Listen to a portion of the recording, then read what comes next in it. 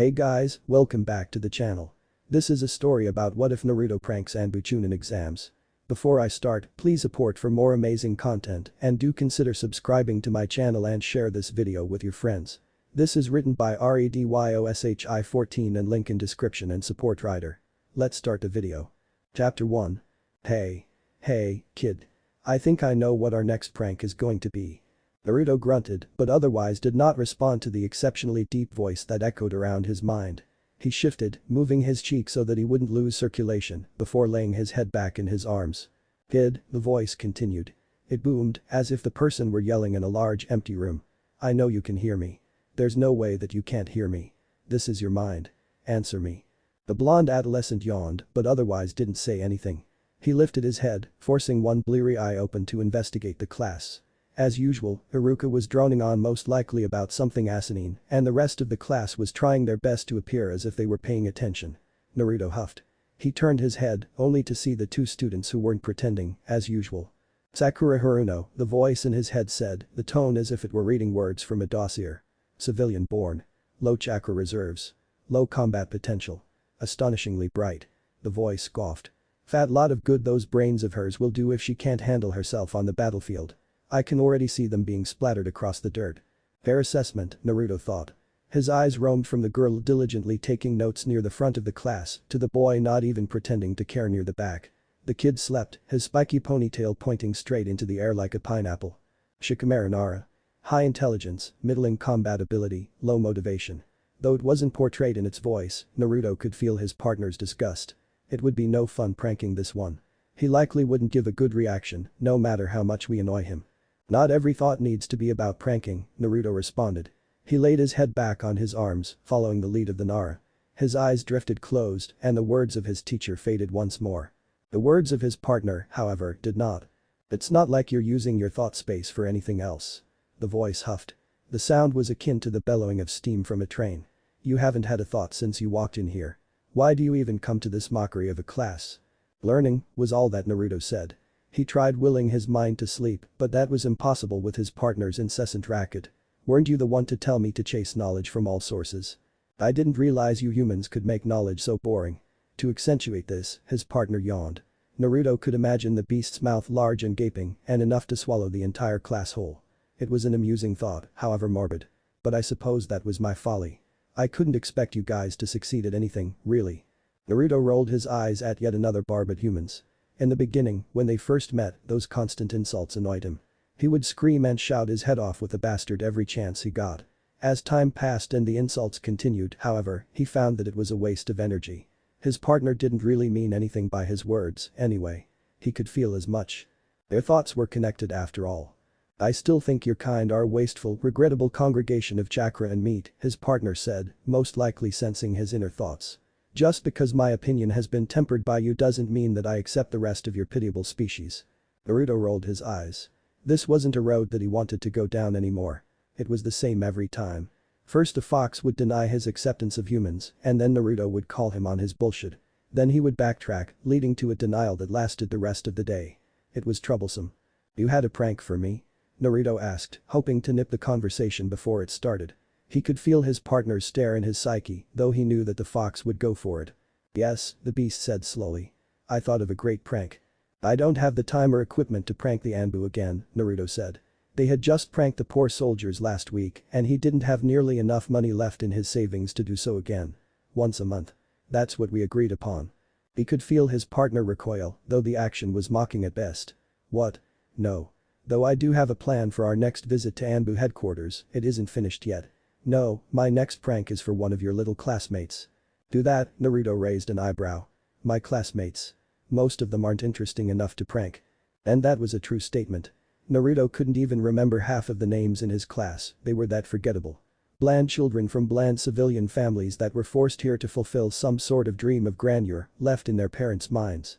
It was pathetic, and so were they. With them gone, that really only left the clan heirs, most of which were also too boring to prank. To start with, the Nara clan were simply too smart for their own good. While it wasn't hard to link Naruto back to a prank, as he pranked quite often, the fun of it was making it hard for old man Hokage to lay the blame at his feet. He had gotten quite good at evading detection, and as such the Hokage had started to resort to the flimsiest of excuses. They were excuses that held merit, of course, but ones that wouldn't have worked on anyone besides him, the obvious culprit. With Inara, however, they were far more perceptive. The old man had called in Inara once to help pin the blame, and they had picked apart every aspect of the blonde scheme, down to when he first prepared the paint to cover the Hokage monument. It was from then that Naruto decided to never prank the Naras. He could get away with his mischief for as long as they weren't involved, and the lazy bastards would never be involved as long as the matter didn't directly concern them. So, it was with that knowledge that he also left the Yamanaka and Akimichi clans alone as well. Never mind that the Yamanaka could just read his mind, both clans were closely associated with the Nara. While it would be fun to prank the Mind Walkers and the Giant People, it was also much more hassle than it was worth. But it wasn't, however. Did you want to prank the Inuzuka? Naruto asked. We haven't finished the perfume that would throw them off our trail yet. His partner hummed. As much as I disdain the dogs, no. Operation Kennel will proceed at the desired date. I'm thinking much higher up the totem pole. Higher than the Inuzuka. The Aburum. You know how their bugs freak me out. As hilarious as that is, no. Don't worry, child. I will not submit you to the horrors of small, squishy pests. Despite the barbs in his partner's words, Naruto breathed a sigh of relief. The Aburum, even without their bugs, were creepy in general. The last thing he needed was to piss off their clan and wake up the next morning with a pill bug or something in his mouth. No, brat. Think higher. I know that thinking is a tough concept for you, but I've seen you perform this Herculean task before. Awful tough words from someone trapped in my head. I am trapped in your chakra coils, and that is not what I ask you. Focus your tiny human brain and think. You could just tell me who we're pranking. Think, boy. Think. Naruto grunted, but did as he was told. Higher than the core ninja clans of Konoha. There weren't many people who held such a lofty position. His first thought, of course, was the Uchiha, but. Do not look at the abomination, boy, his partner hissed. I can barely stand being in the same room as it, let alone allowing you to look at the ugly thing. So they weren't pranking Sasuke. That was fair. His partner didn't seem too keen on the boy for whatever reason. Do not give it a name, boy. Giving characteristics to the depraved is the first sign of insanity. Naruto rolled his eyes. Not the Uchiha. Fine. That only left one person. Why do you want to prank Hinata? Naruto asked. He lifted his head once more, stealing a glance towards the class's resident Hyuga. She was as unimpressive as she always was. A large light brown jacket hid her entire upper body before billowing out into an opening that lost her neck somewhere in it. Her lavender hair was cut into bangs that partially covered her milk-white eyes, a trait that was indicative of the pompous Hyuga clan. Hinata, while much quieter than her family, was no different than the rest of them. She would turn her face from him when he approached, almost always going red whenever she did so, as if his mere presence angered her to such an extreme. Naruto felt his teeth grinding and stopped them. Time and a place. Alright. So we're pranking Hinata, Naruto continued, not waiting for his partner to reply. What did you have in mind? The fox chuckled, and Naruto heard the mirth several times as it bounced around his head. You are too humble, child, but don't worry. I will break you out of that small minced. We are not merely pranking Hinata Hyuga. We are pranking the entire Hyuga clan. For a bit, Naruto was silent, and with a new quiet in his head, he was able to hear Iruka once more. The man droned about archaic ninja arts and inventions that had long become obsolete. His words drifted in one ear and out the other as Naruto focused wholly on the fox's proposition. Then, a smile carved its way across the boy's face, showing the sharpened canines at the sides of his mouth. Interesting, he said. I'm in. XXX. Sneaking into the compound of a clan of people who could literally see through walls should have been far harder than it actually was. I thought this would be a lot harder, his partner said. Naruto could hear the old beast growl. This was supposed to be fun. Naruto nodded before ducking into a bush. A Hyuga guard paced by. His gait was slow, so it took a few minutes before Naruto was able to peek out again. I don't think that this is easy, Fox. I've been near this damn wall for the past 20 minutes. That's because the guards that are actually using their stupid eyes travel around the inner sanctum. Unfortunately, that's where we need to go. Naruto groaned. I know the plan. He knew that the stupid fox heard him. That didn't stop the old bastard from continuing anyway. We've already tagged all of the outer wall, as well as most of the buildings near the outer wall. All we have to do is tag the inner houses, but the guards keep rotating between the inner and outer parts of the compound, resting their Byakugan near the edges and keeping it on towards the middle. The fox stopped, pondering to himself. As their thoughts were linked, Naruto wasn't entirely sure why he stopped thinking out loud. It wasn't as if his inner thoughts were much harder to decipher. I think I saw a small gap in their rotations. It'll be tight, but if I move within that area and stay there, I might be able to hit everywhere I need to. The fox hummed, and Naruto could feel it giving the plan consideration. We don't have an accurate layout, he eventually said. Trust me, Naruto replied. He eyed the guard that just passed, before slipping out of his bush and following as quietly as he could. I got this. XXX. 5 minutes later saw Naruto deep inside the Hyuga compound. I can't believe you did it, the fox said. He couldn't hide the awe in his voice. I didn't know you were this stealthy. When did you become this stealthy? Secret training. I am literally in your head. You have no way of training without me, no. Naruto shushed the man as he came upon his final stopping point. The guards were particularly defensive about this part of the house, but a little bit of genjutsu and a lot of voice modulation convinced them to move. He had maybe 30 seconds. That was more than enough time. His hand gripped the glass. His hand gripped the glass doorknob and turned. He was pleased that the door wasn't locked, though he supposed that there was no need with constant guard. He slipped into the room as quietly as he could, making sure that his actions made as little sound as possible. The door creaked a bit, just a bit, and that set Naruto's nerves on edge. This room could only belong to one of two people, and if it was the wrong one he'd be in a world of trouble. Congratulations, boy, the fox said. Your luck holds out once more. Naruto relaxed when his feet touched soft, bouncy carpet. He closed the door behind him, once again taking care to be as silent as possible, before letting out the breath he was holding. If this was the father, that little bit of noise would be enough to cause a gentle fist or 5 to fly into his vital organs. As this was just Hinata, however, the inexperienced girl was still asleep. A couple years ago you were just as bad. Worse, even. You could sleep through a parade if you were tired enough. Quiet, fox. I don't have time to listen to your bickering. His partner huffed, amused, but didn't say anything else. The two spent the next few seconds in silence as Naruto padded to opposite ends of the room, sticking objects to the walls with nothing but the light of the moon to guide him. When he was done, he huffed. He wiped away the sweat on his forehead. With this, the plan was complete. All he needed now was to pull the trigger. Naruto looked towards the girl sleeping in her bed. The moonlight from her open window illuminated her in an ethereal glow. Her chest rose softly, pushing the covers in a gentle sway. The bangs that usually covered her face fell to the side, allowing Naruto his first full view of her. Simply put, Hinata was pretty. Had this been any other situation, a person might have fallen in love with the poetic scene. You have very few seconds left. Get moving. You are truly the densest, most blunt creature I've ever had the dissatisfaction of working with. The fox cackled. I am the only creature that would interact with you. Now, hurry. If the guard comes back now all the fun will be ruined. Naruto sighed, but made his way over to the sleeping beauty's bed. He stopped just before it, his toes tucking just underneath the frame, before leaning over her. A more skilled ninja would have a blade to his throat by now, but he supposed that Hinata could be a louder disappointment. He was used to pranking Anbu, after all. We need a nice big scream, the fox said. Enough to wake up almost everyone in the house. The bigger, more alarmed commotion we cause, the funnier. I truly worry for your sanity, Naruto thought, though a part of him understood the manic thrill. He pulled his mask over his face, a plain, unmodified white mask that he stole from Anbu headquarters, and aligned it so that he could see through the eye holes. His disguise set, he moved his hand over the princess's shoulder and shook. Then, he waited. To her credit, Hinata was quick to stir. Her eyes shot open immediately, and Naruto could see the way her entire body tensed at once. Naruto heard the soft clink of metal as the young heiress grasped at what was likely a bundle of kunai kept under her sheets, and he himself tensed as he prepared to dodge the attack. A scream of some kind was the next likely thing for her to do. Now, all Naruto would have to endure would be the incoming attack, and the plan would begin. The blonde trickster smiled behind his mask as he awaited the final step in his plan. He waited. Then waited. And waited. His smile quickly faded as the two stayed motionless. Hinata didn't attack.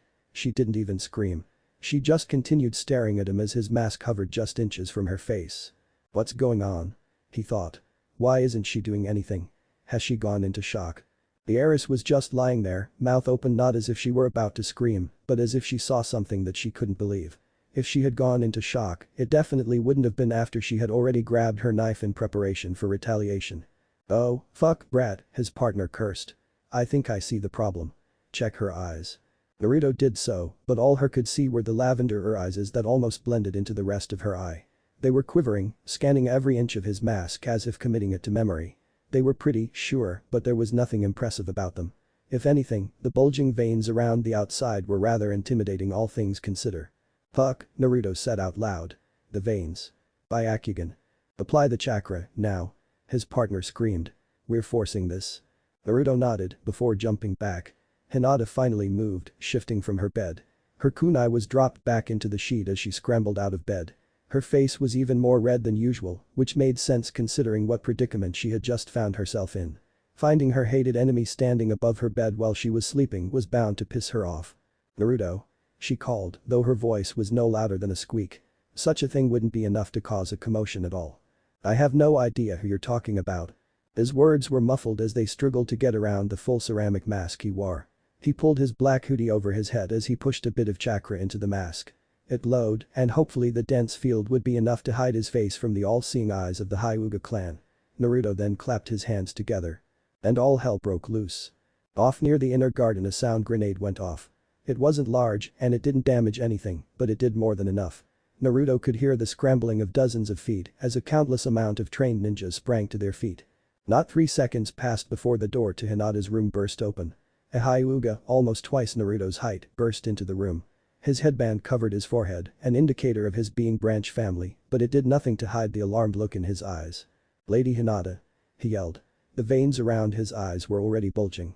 They zeroed in on the intruder, and Naruto could almost feel the snarl on his face. "Who dares? You step away from my lady, now."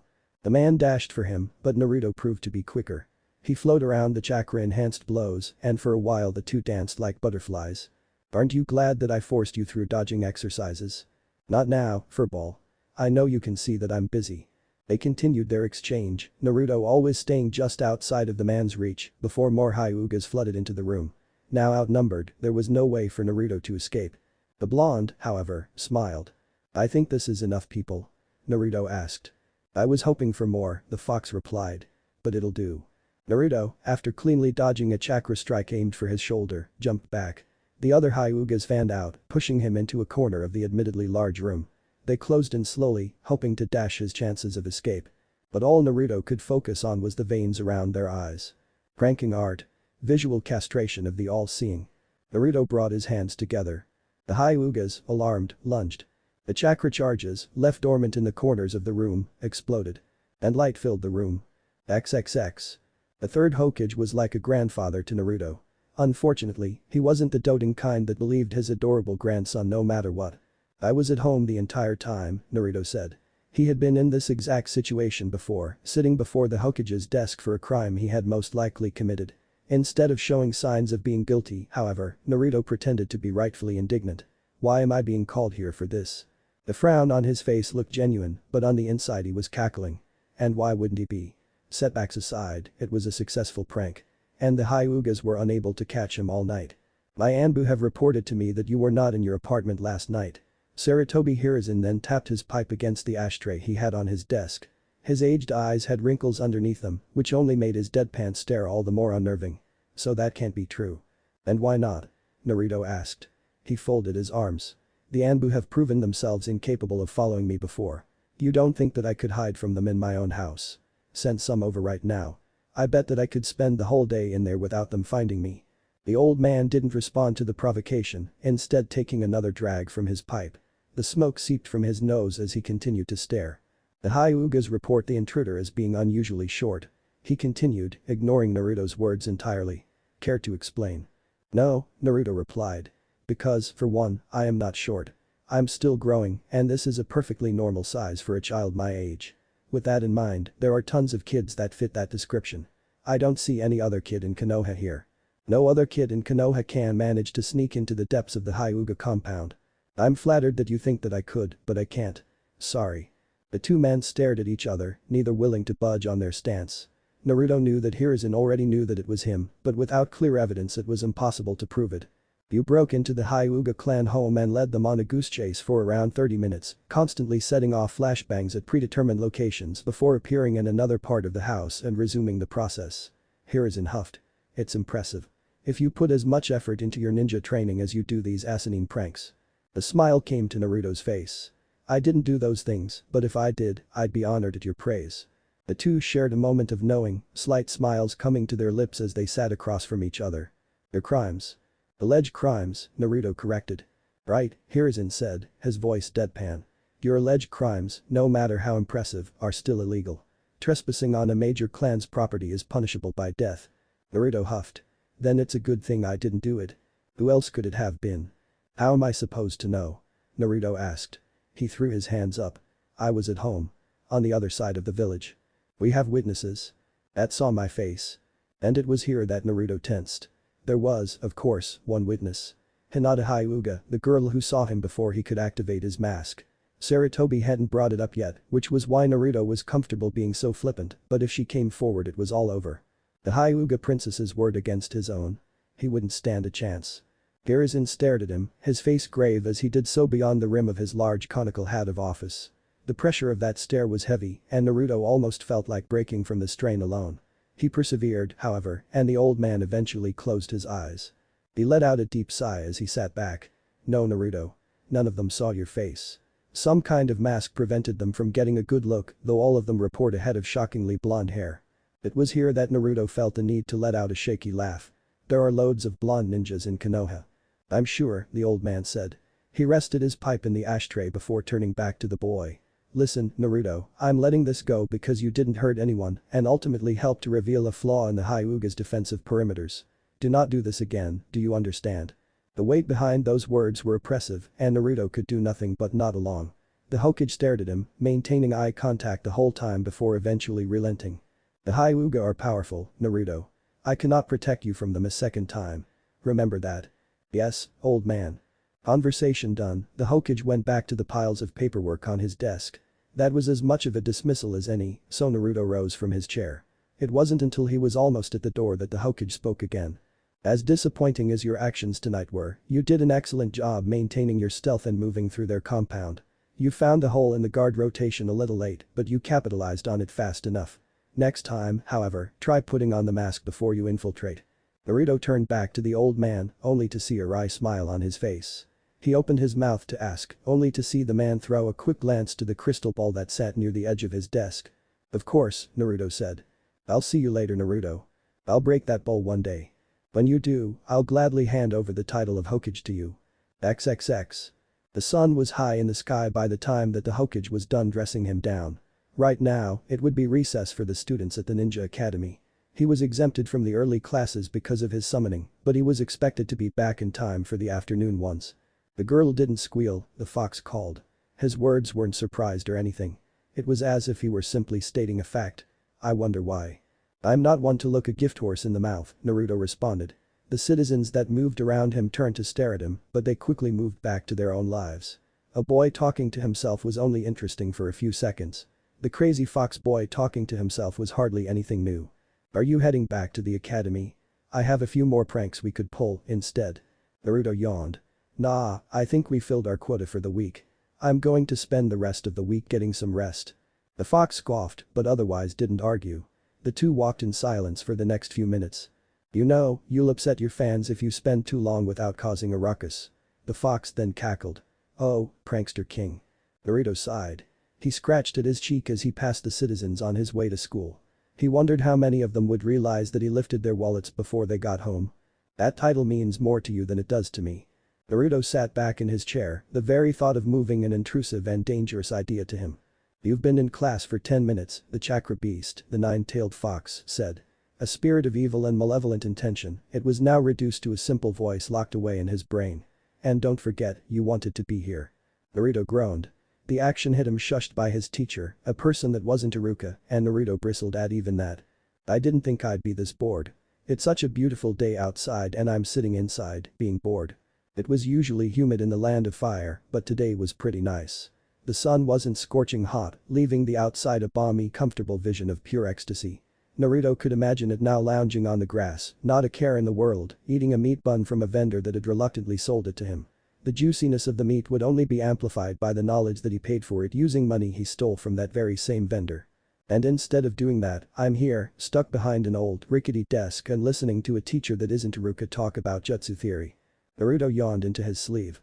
The teacher at the front, whose name Naruto literally could not care enough to learn, glared at him for even that. Naruto met her eyes, before rolling his. He buried his head in his arms and pretended to sleep. He could still feel the teacher's eyes on him, but he knew that she couldn't do anything about it. If she wanted to punish him, she would have to punish Shikamaru as well. And staging a fight against the Nara clan was something that even the Hyuga hesitated to do. You don't have much of a choice, the fox said. Our last prank was bigger than we thought. There are at least twice as many anbu on us as before, and this time the old man isn't even trying to hide it. Naruto groaned as he lifted his head. He cast one eye out the window, only to see up. Standing on a rooftop a few buildings away was an anbu. Their mask was shaped in the visage of a hawk, and they were staring directly at him. Not hiding in the shadows or concealing their presence with a technique, but staring directly at him in full view. Their fully black outfits stood out under the glare of the mid-afternoon sun, and Naruto couldn't help but think that was the point. If you know that you're being watched, you have to act in respect to the watcher. If you leave their sight for even a minute, they'll report back to the Hokage, and you'll have to explain why you so deliberately lost your tracker. They can't keep this up forever, Naruto responded. There must be more important things for the anbu to do. Once the old man convinces the others that he did all he could to keep me in check, he'll have the anbu off me, and then we'll be free. I'm sure, the fox said, his voice wry. But the question is, can you survive however long this process would take? Naruto turned to the front of the class. The teacher was drawing elementary math equations on the board, something that Naruto had learned ages ago. He slammed his head back on the desk. I sure hope so, Kurama. XXX. It turned out that Naruto could not last that long. If you lose the anbu, it'll just make things worse in the long run. The fox said this, but he knew that his words were falling on deaf ears. Naruto had left the school the instant class was over and was now bounding over rooftops with a single objective in mind. He was going to escape and no amount of logic was going to stop him. Is he still behind us? Naruto asked. The wind was whipping through his hair as he ran. The world lurched as he came down on a tiled rooftop, only to become weightless again as Naruto took off. Naturally, the fox replied. If you stop now, you can convince him that you were just going on a run. Is that what he's thinking now? I can't read minds, the fox responded, but I doubt it. He's feeling very panicked. Naruto nodded, then channeled chakra to his legs. As he started to speed up Kurama's side. This is going to lead to more problems than solutions. And when have you ever steered me away from more problems? XXX. The third Hokage of the Konoha sighed as he swiveled in his chair. No sound was made at all, and yet as he turned he could feel his blood pressure rising. Why are you here, Hawk? Hiruzen Sarutobi asked. He was already reaching for his pipe.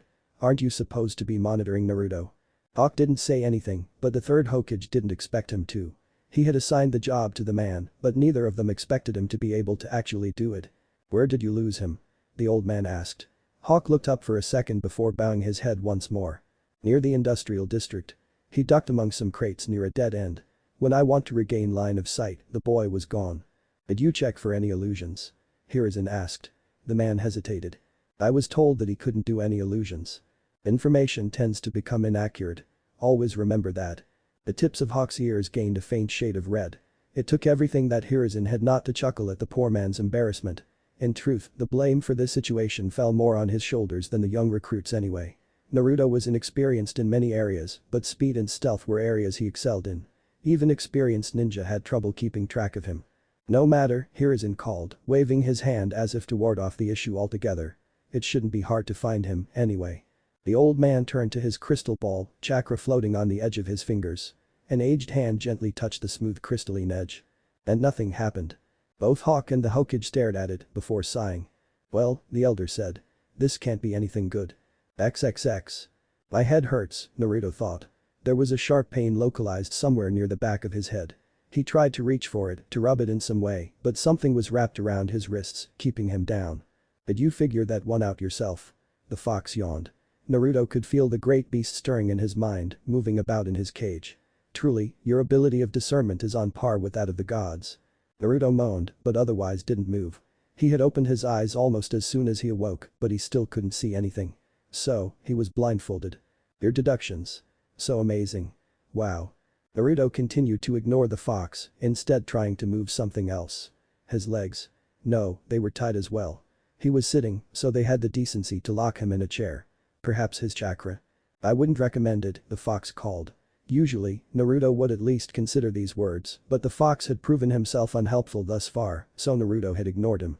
The burning sensation that spread from his gut proved that he should have listened. Fuck. Naruto cursed, though he tried to keep his voice low. It was quite obvious by now that he was kidnapped, though the question remained. By who? Okay, focus Naruto. What was the last thing you remember? You were running from the anbu, then you slipped into a back alley. You planned on doubling back and using that sleight of mind to lose him when everything went dark. Naruto nodded. For once, having another pair of eyes alongside his own was useful. I didn't raise you to be this sarcastic. I wouldn't call what you did raising me. Back to his situation, things only looked bleaker. This wasn't his first kidnapping situation, far from it, actually, but this was the first situation where he was wholly unprepared for it. There was no warning, no signals. There were no safe houses or tricks he could use. He was all alone in an unknown area with no information. This was bad. The fox cackled in his head. And we thought today was going to be boring. Naruto clicked his tongue. Idiotic fox. Don't you know how bad this is? Hey. We'll make it out of this. We always do. I'm not worried about making it out of this. I'm worried about what the old man would think when he finds out what happens. Remember the last time we got kidnapped? We had an anbu trail for a month. Both Naruto and Kurama shuddered. That was the most boring month of their entire lives.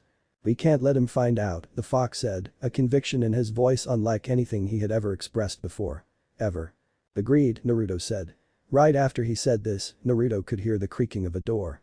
Footsteps entered, followed by the rhythmic tapping of wood. If Naruto had to guess, he would say that it was a cane. Only one bastard in this village is both brave enough to kidnap you and old enough to use a cane. The blindfold came off and Naruto was gifted to a sight he didn't ever want to see. A man was standing in front of him, flanked by two men taller than he was. They wore masks similar to the anbu, but instead of animal designs the masks were completely plain. The only one not wearing a mask was the man right in front of him, not that he needed one. Half of his face was covered in bandages. Greetings, Naruto, the old man said. All things considered, his voice was gentle, almost genial. If Naruto didn't know the man personally, he would even say that the man seemed kind. And how are we doing today? Kurama growled. Naruto growled. Danzo only smiled. Now, the old man said. He waved at his guards and they both moved off in opposite directions. I know you're more civil than that. Use your words. They're far more effective. The lights in the room came on, allowing Naruto to take it in. It was rather plain, just four walls and a door. No windows or anything. There was a table off to the side, where one of the operatives was preparing some tea that he had brought in. The other was ferrying over a chair. He placed it behind Danzo, and the old man sat down gingerly. Now, what brings you here today? Naruto snarled. Your operatives. Rend him. The fox screamed. Rend him to pieces. Don't you think I would, if I could, fox? Calm down. I can't think of a way out of this with you messing up my emotions like this. Danzo, the old bastard, raised a hand to his chin. He seemed to ponder on the boy's words for a few seconds before coming to some sort of realization. Ah, the old bastard mocked. Right. I forgot. Silly me. We'll see how silly you look when I gouge your eyes out. Down, boy. The fox didn't seem to agree, but he at least withdrew his anger. Now, without the influence of a centuries-old being of malevolence, Naruto could focus once more. He took a deep breath, closing his eyes all the while, and already he could feel his mind clearing. When he opened his eyes again, it was to the gentle smile of the manipulative old warhawk. So that was how he was playing, huh? Well, two could do it. Naruto smiled. You're looking good, Danzo. Not a day over 82. I'm 60, young Naruto. Don't worry, though. I don't expect you to understand numbers very well. Naruto chuckled. Numbers are hard, but everyone struggles with that. Tell me, Danzo. Why do you struggle with making friends? Danzo's eyebrow raised. It was such a small, deliberate action that Naruto nearly overlooked it altogether. I have plenty of acquaintances. I'm sorry. Friends that you don't groom from birth. One might say that those are the greatest friends of all. And absolutely nothing about that is creepy. The two stared at each other, a mix of amusement and utter contempt shone on their faces. Danzo's smile was still there, though it was remarkably more strained. Naruto's smile was more natural, but the furrowing of his brow gave away his true intentions. A full minute passed like this. At some point the operative making tea returned, though neither moved to drink. Danzo because he was too stubborn to break eye contact and Naruto because his hands were tied. Though, if they weren't, he likely wouldn't have drunk anyway. I'm not the kind for small talk, so let's cut to the chase, Danzo said. The smile slipped from his face as if it were a mere accessory, and Naruto straightened at the suddenly tense atmosphere. I want you in my ranks. You will join. Naruto stretched, or at least tried as much as he could. You really are horrible at phrasing your questions. It wasn't a question, Danzo said, his voice monotone as he spoke. Well, replied Naruto. That really makes my denial all the more damning to your plans, doesn't it? The grin that adorned Naruto's face was nothing short of fox-like, and although Danzo did not show it, Naruto could feel the man's irritation. He is totally miffed, boy, the fox said. He could sense emotion somehow Naruto never thought to ask. His anger is like a cool spray of water over my fur. Make him angrier.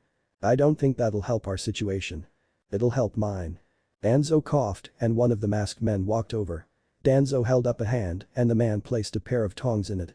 You have a sharp tongue, young Naruto, Danzo said. One of his eyes, eternally squinted, opened just enough for Naruto to see the cool gray of the man's aged eyes. I think that'll be the first thing I train out of you once you become mine. Naruto's smile, however, only grew. I'll never be yours, Danzo. I'll never belong to anyone. Danzo didn't respond this time. The time for talk seemed to be over. He rose from his chair, making his way over to the boy. Tongue, out. Naruto did as he was told. Danzo wasted no time in clamping the tongs around it. The resulting chakra that was burning into his tongue was painful, but not new. Danzo's scowl was steady. You will not break free this time, boy. Naruto ended up smiling. Even around the pain and the tongue being held from his mouth, he smiled. We'll see how long that smile of yours can last, Danzo continued. I have disabled that old fool's crystal ball. He won't be coming to save you this time. Naruto's smile only grew. XXX. When Naruto was 8, he didn't have anyone to play with. All the other kids were told to stay away from him and all of the parents shoot him whenever he came close. The shop owners, barring one or two, only gave him what he came for before pushing him from their shop. The orphanage workers all avoided him as if he were a walking plague. All of those things were fun, of course. He would play with the children while hiding from the gaze of their parents. He would find excuses to stay in those shops for as long as possible, often asking for the largest, most difficult item to obtain. As for the orphanage workers, he would often push the boundaries of the various establishments he was in to their limit, knowing that the caretakers would be loath to actually punish him for it. It was actually one of such rules that first allowed Naruto to meet Danzo. Don't go out after bedtime, he was told. Naruto, just an adolescent, scoffed. While he liked sleeping through bedtime, he had also wanted to see what the village looked like at night. I mean, if his bedroom looked so different, so too could the rest of the village, right? One night, after everyone else was asleep, he snuck out of his room. He made very little sound, so no one heard him. No one, except the head caretaker. An old grizzled woman, she was an ex-kunoichi and also never around. She found the boy as his hand rested on the doorknob to the outside. She shook her head and sighed, then turned the door for him. Children are meant to explore. Exceptional children are meant to explore exceptionally, was what she said. Be back before morning and I'll overlook it this time. Naruto nodded his little head as fast as he could. He rushed out into the village, intent on exploring everything he could. He was too small to notice the anbu that tracked him, but he wouldn't have cared if he did. Of course, being a child back then meant that route were never far behind. He was scooped off the street before an hour had passed, and the first time that Naruto had ever evaded the anbu was seared into the minds of the Hokage's secret forces. Greetings, young Naruto, Danzo said, his voice softer. He held out a piece of candy as he approached Naruto on the dark road to the park. I am Danzo. Would you like to come with me for a bit? Naruto, seeing candy, of course, said yes. It wasn't long until Naruto was in the root base of the time and he was loving every second of it. Do you like ninjas? The old man asked as he led the boy by the hand through his facilities. I can make you into one. Naruto nodded, his mind not really on the man's words. His eyes wandered over every ninja training around him, some of which were younger than he was. So, I take it that you're willing to be in our program? I must warn you. The training is very tough. Naruto, again, nodded, though his thoughts were more on the delicious sweet in his mouth. Boy, what is that disgusting smell? The fox asked. Naruto shrugged. I can't smell anything.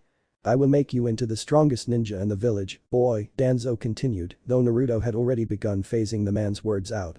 His eyes roamed to every corner of the room, taking in every detail he could reliably commit to memory. The prank was forming, and there was so much potential here. Are you thinking what I'm thinking, Fox? Naruto asked. Oh, sorry. I was too focused on the smell. Oh, yeah. We're pranking him. Naruto nodded. He didn't make it back before morning. 5 days later, however, he escaped. XXX. To be fair, Danzo couldn't quite tell when things went quite so wrong. The obvious starting point would be the explosions, though how the explosions happened, exactly, he couldn't tell. The route did routine checks of all of their warehouses, and even up until this morning they didn't find anything out of order. So how did the brat manage to sneak in explosions? How did he manage to sabotage all of their masks? How did he procure weaponry that Danzo had never seen before from places that Danzo, the master of this area, had never known about? It was all so insane that even he, the eternally prepared warhawk, was left flat-footed for a whole 5 seconds. Those 5 seconds were all that Naruto needed. XXX. We are so lucky that the old fool took us to the same secret dungeon from all those years ago. Naruto ducked beneath a thrown kunai. It sailed straight over his head, slicing off strands of his blonde hair before embedding deeply into a wall. Naruto turned, a frown on his face, before putting his hands into a seal. The man who threw it, arms still outstretched, fell face first onto the ground. He tried to rise, but something was keeping him there. You really made a prank that you didn't plan to enact for another 3 years. Impressive. Another few operatives jumped him. Naruto frowned. The seal came up again, and 2 of them fell to the ground. The last one took a second to look at them before continuing their lunge. Naruto ducked. Huh, must be a new one. They're taller than you. They can't be a new one. Could be an early bloomer. Just get rid of them. Naruto sidestepped a stab before bringing his knee up. Being shorter, Naruto could only knee the guy in his crotch. It worked anyway. The man crumbled to the ground and Naruto didn't hesitate to stomp on his head. He turned back to the fray only to see more root ninja converging on him. Well, at least today was eventful. Naruto groaned. I'm never partying with you. His hands came together again and the paint on the walls peeled away. Noxious brown gas floated away from the melting goo, radiating out into the room. It reached an operative with long hair close to him first. She breathed in one whiff of it before falling to the ground. The other operatives watched her spasming on the floor uncontrollably, then looked at each other. They turned to their boss. None of them spoke. Verbal communication was something that was lost to them long ago, but the implication was clear. Can we leave? They seemed to ask. It's just one boy. Danzo screamed, effectively out of his shock-based stupor. I trained you to overturn nations. You can handle a single unarmed boy. The rude operatives looked towards one another. 2 brave souls in the front stepped forward. Only to fall face first to the ground like all of their comrades. The struggle to stand, only to get a whiff of the brown smoke for their troubles. They coughed and gagged, clawing at their own masks in an attempt to peel away their own noses, but it was to no avail. They collapsed back on the ground, their movement ceased for the time being. The other operatives watched this happen. They turned to Naruto, who had donned a face mask from who knows where, before turning back to their boss. The old man was standing there, mouth half open, just watching the spectacle unfold. A brave operative walked up to him and waved a hand in front of his face. He's not moving, he said. He turned to the other members. Their faces were hidden by their emotionless masks, but their intentions were painfully obvious. Abort, the new leader said. He snatched up Danzo, who let the man do as he wished, before dashing through the door. Naruto watched as they went, a small, satisfied smile on his face.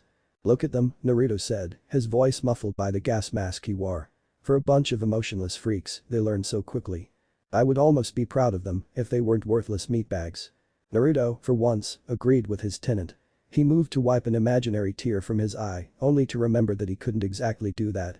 Instead, he resorted to watching as they fled as fast as they could down the hallways of Root headquarters. What do you think their faces will look like when they realize that the entire base is trapped? I'm not sure, Naruto responded. But I bet it will be glorious. Naruto brought his hands up. His fingers interweaved and flowed, molding the chakra that he left in the wall several years ago. XXX. It was Hawk's second day on the job. The first was pretty good. He got to meet all of his anbu companions, as well as his squad leader. His teammates, aware that he was only a chunin before his promotion, were careful to carry him through the steps.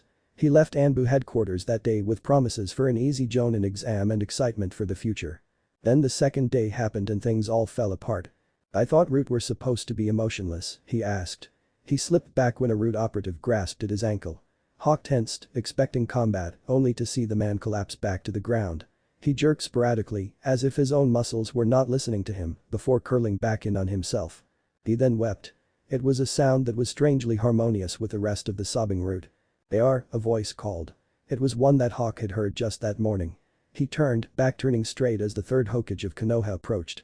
He was short, far shorter than any of the men or women he passed, and yet his presence commanded respect and attention. The anbu around him stiffened, some even bowing under his stare. They were taken while young and robbed of the chance to learn how to feel. Hawk, enraptured by the wisdom in his leader's words, nodded. He turned back to the Root agent mewling at his feet and almost felt bad for him. Then what is this? Hawk asked. He saw his squad mates, friends he had made just yesterday, shake their heads as hard as they could. Hawk hesitated. Right. He was not to ask questions of authority. Only to follow. I'm sorry sir. I only meant to. The Hokage raised his hand, silencing the man. He smiled, though it didn't do much to dispel the tension. It's quite fine. Curiosity isn't something to be condemned, though I would advise you to curtail it during times of emergency. Hawk's ears reddened, though he didn't say anything, instead waiting for the Hokage to continue. The old man walked over to the root. They were still rocking on the ground, cradling their knees or sucking their thumbs. He stopped near one, a sadly young child, and sighed. Her mask had been removed, showing brown hair clasped to still chubby cheeks. Her amber eyes were wild and unfocused, darting all over as she looked for some sort of sanity. They were root. Soulless, emotionless warriors created by my twisted ex-teammate. Their childhood and their very lives were stripped from them. They were turned into soldiers without ambitions or futures. For so long, I was afraid that I would never be able to give them back what they lost. The girl, who couldn't be any older than Naruto, continued to babble. The Hokage knelt, touching his fingers gently to her temple. When the girl flinched, Hiruzen smiled. "They're a mess," Hawk said. "They're all traumatized." "Yes," the Hokage said. "And this is truly unfortunate. But it, at the least, is somewhere to start. I plan on supporting them as they acclimate back to normal life." Hawk nodded. He would help as much as he could. "Still," Hiruzen continued, "it brings one to wonder what could possibly be so traumatic to cause these emotionless husks to experience emotion once more." XXX. Naruto sneezed, the action nearly jolting him from his seat. "You know, whenever you sneeze it means that someone is talking about you at this very moment." "That's a stupid superstition," Naruto said, before reaching to his table. He plucked a grape from his fruit bowl, formerly Danzo's fruit bowl, and savored how juicy it was. "If that were true, I'd be sneezing all the time. I'm sure that the Anbu curse my name at least once a day." The fox seemed to agree. The two fell into a comfortable silence, where Naruto continued to snack on grapes while absent-mindedly reading, and the fox sang off tune in his head. It was an excellent way to end the week. "You really laced rotten eggs in the painting of their wall and kept it sealed there for 4 years," the fox said. Naruto grunted. He popped another grape in his mouth, chewing it slowly as his eyes roamed over the words of his book. He found himself going back several times as he hadn't actually retained any of what he read, but it was still calming nonetheless.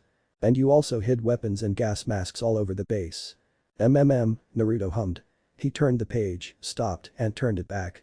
"And you dropped flashbangs and itching powder and chakra mice everywhere, all of which would not activate without the input of your chakra." Naruto said. He reached for his fruit bowl, only to realize there were none left. He whined, the saddest expression on his face, before swinging himself out of the chair. It was time to go find some more. "And you did all of that when you were 8, in preparation to unleash it when you were 12. "To be fair," Naruto said, "I prepared to be kidnapped by him again a week later. I wasn't expecting 4 years, but you know. Best laid plans and all that." Naruto opened his fridge. It was empty. He closed it and moved to his pantry. It was empty as well. The fox rolled his eyes, an action he made sure that Naruto felt before continuing. "And how did you make them fall to the ground? Did you booby-trap their masks?" Naruto shook his head. He opened his fridge again, remembered that he already opened it before moving to his room. He slipped on his jacket and zipped it up. "No," he said. "They change masks far too often. I booby-trapped the ink that Danzo used to brand their tongues." "Speaking of." Naruto stuck out his tongue. The brand on it glowed for a few seconds before he snatched it off. "I dropped my chakra into the big batch that he used to make the ink. For every root member that he used that ink to brand, I am technically one of the masters that controls them." Naruto then snickered. "Well, for however many of them are left, anyway." The fox nodded. He watched as Naruto walked back into the kitchen and opened his fridge. Upon seeing that it was still empty, he groaned, then slammed it shut. "I've already checked this. Why do I keep opening it?" "Final question," the fox asked, ignoring his warden's empty brain. "How did you do all of this without me knowing?" "Oh, you knew, you were just too angry to remember." "What?" Naruto slipped on his shoes, preparing to leave to buy more grapes. He wasn't particularly fond of them, but he just got a new fruit bowl. He was going to use it. "After 3 days in Danzo's presence, you got ridiculously upset. You wouldn't stop raving about how we needed to leave, so I sent you to the back of my mind while I finished the plan." Naruto stopped his dressing. "Wait, do you really not remember?" The fox went silent and Naruto took that time to finish putting on his shoes. When he stood again the fox continued talking. I do not know," he eventually said. Naruto nodded, even if he didn't understand. "What makes you hate him so much, anyway? I mean, he's an old bastard, but we didn't know that when we first met him. Why do you hate him so much?" The fox hummed. He seemed to think for a few seconds, but as their thoughts were connected, Naruto knew that he didn't have a real answer. I guess that I just don't like the way he smells. Something is off about him. Something about him makes the hairs on the end of my tail stand up. I haven't felt like this about someone since." The fox trailed off. Naruto waited for him to say something, but he didn't. "You can tell me when you're ready," Naruto said. The fox hummed. "Yeah," was all he said. Through their link, however, Naruto could feel the beast's gratitude. A smile on his face, Naruto turned into his apartment. He took 2 steps in before. "Don't you dare check that fridge again. I don't know why I keep opening it. I know that there's nothing in there. Graduation test." The fox snarled, his raucous hissing and growling bashing against the walls of Naruto's mind and rattling his brain. Naruto tried to get through to him to instill some sense of normalcy or peace, but his voice was drowned out by a ridiculous amount of anger. Naruto tried to rationalize the sounds coming from the unbelievably upset maw of his partner, but there was no kind of rationale there. It was just uncontrolled rage, and it was starting to give him a headache, so Naruto pushed him to the back of his mind. He could still hear the beast, but it was muted. Naruto turned his attention back outwards.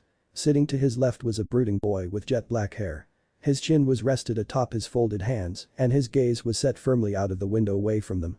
Had he not been a sassy little nerd, Naruto would comment on the pitch blackness of his eyes, though doing so would likely send his partner into a greater frenzy. Sasuke Uchiha was not a person that Naruto was excited to be on the same team as, but he wasn't nearly as upset about it as the fox. On his other side sat Sakura Haruno. When he turned to her, he caught her staring lovingly at the Uchiha. Her shockingly green eyes met his when she noticed that he was staring, and her loving smile quickly turned into a frown. "Naruto," she started. "I don't suppose you could rethink your decision of keeping to that seat. If he values his life," Sasuke responded for him, "he won't." Sakura clicked her tongue, though she didn't look too dejected by her crush's denial. She went back to looking at the boy in the most adoring way possible, and Sasuke went back to pointedly ignoring her. Naruto, naturally, went ignored. It was amusing that the Uchiha thought that he was any kind of threat to his life, but that amusement passed just as quickly as the moment. It wasn't long until they were trapped back in the ritualistic silence of waiting for their sensei. It was 12 now, and they started waiting an hour ago. Knowing Kakashi, they would be waiting until at least 2. Naruto sighed before standing up. Both of his new teammates squealed at his movement, though for entirely different reasons. "If I'm going to be stuck sitting in this classroom, I'm not going to be bored while doing it. XXX. 20 minutes later saw Naruto sitting back down. It was in Sakura's old seat, but he didn't care much for which seat he sat in. Sasuke, however, did. "Idiot. Back in your seat. Now." "But I am in my seat." "No," the Ravenet said through grit teeth. "Sakura's in your seat and I want her out of it." Naruto turned to the girl. She had moved the seat to be agonizingly close to the Uchiha's without the 2 of them touching. That being said, she was mere inches away from him. She was staring very intensely at the boy, with Sasuke himself nearly climbing up the wall to be away from her. Naruto turned back to the Uchiha. "But Sasuke, if it were my seat, I would be in it." "Naruto," Sasuke hissed. "I know that you like to fuck with people, but do me a favor and get her off of me." Naruto looked at Sakura. She had torn her eyes away from Sasuke, albeit reluctantly, to pout at him. Naruto had to admit, it was kind of cute in a useless fangirl kind of way. "Sasuke," Naruto said. "How could you possibly say no to that face?" Both boys looked at Sakura. She had turned back to the Uchiha and was trying to look as adorable as possible. She positioned herself to be lower so that she could look up at him with her big green, adorable eyes. Her lip quivered as she clasped her hands in front of her chest and whined. Sasuke looked as if he wanted to hurl, right then and there. Alright, Naruto said. He plucked Sakura out of the seat, much to her dismay, and switched their seats. He plopped the girl down, her arms folded all the while he sat in his own. When he turned back to Sasuke, the boy was sitting properly in his seat once more. "You know, your fear of girls might just be a phobia." "I'm not afraid of girls," Sasuke said. "I'd just rather not be around her." Naruto turned to Sakura, expecting her to be heartbroken. Instead of that, however, all he got was a large smile. Most people would be downtrodden at hearing their crush say that. Sakura shrugged. "I'm just glad that he's noticing me." Both Naruto and Sasuke stared at her as she said that. They then collectively noped out of that train of thought. "So, what are you, Sasuke? You gay or something?" Sasuke shivered. "What makes you say that? Just because I have more important things to focus on than girls doesn't make me gay. Besides, I've never seen you with a girl. I've talked with loads of girls. You've just never seen them." Sasuke smirked. "What? They're in another village?" "Nope," Naruto said. He popped the P in that word. "They're in this one. They're even in this room. You just can't see them." Sasuke chuckled, obviously not believing him. Even Sakura joined in, and for once the mood in the room was easy. Naruto even joined in, so happy to be rid of his own personal boredom. But when they weren't looking, he glanced at a corner of the room. Tora, the Anbu captain, shook her head. Naruto looked away. Naruto's sad love life aside, Sakura started and Naruto had to double take. Hearing that from Sakura was like taking a kunai to the gut. What do you guys do when you have free time? The mood in the room didn't quite die, but the levity settled a bit. Sasuke didn't turn back to the window, but his eyes settled on a point ahead of him, as if he weren't quite in the room anymore. "I train," was all that he said. Naruto and Sakura nodded. That seemed about right. Sakura turned to Naruto. The blind adoration wasn't there like it was for Sasuke, but at least it wasn't blind disgust. "And you, Naruto? What do you do?" Naruto smirked. "I mostly just plan for my next big prank. It's a time-consuming hobby, but it's fulfilling, so I can't complain." Sasuke seemed to roll his eyes, an action that he somehow conveyed with his entire body, but Sakura seemed interested at least. "I remember hearing about you from time to time. Are you the one that pranked the Anbu headquarters that one time a couple years ago?"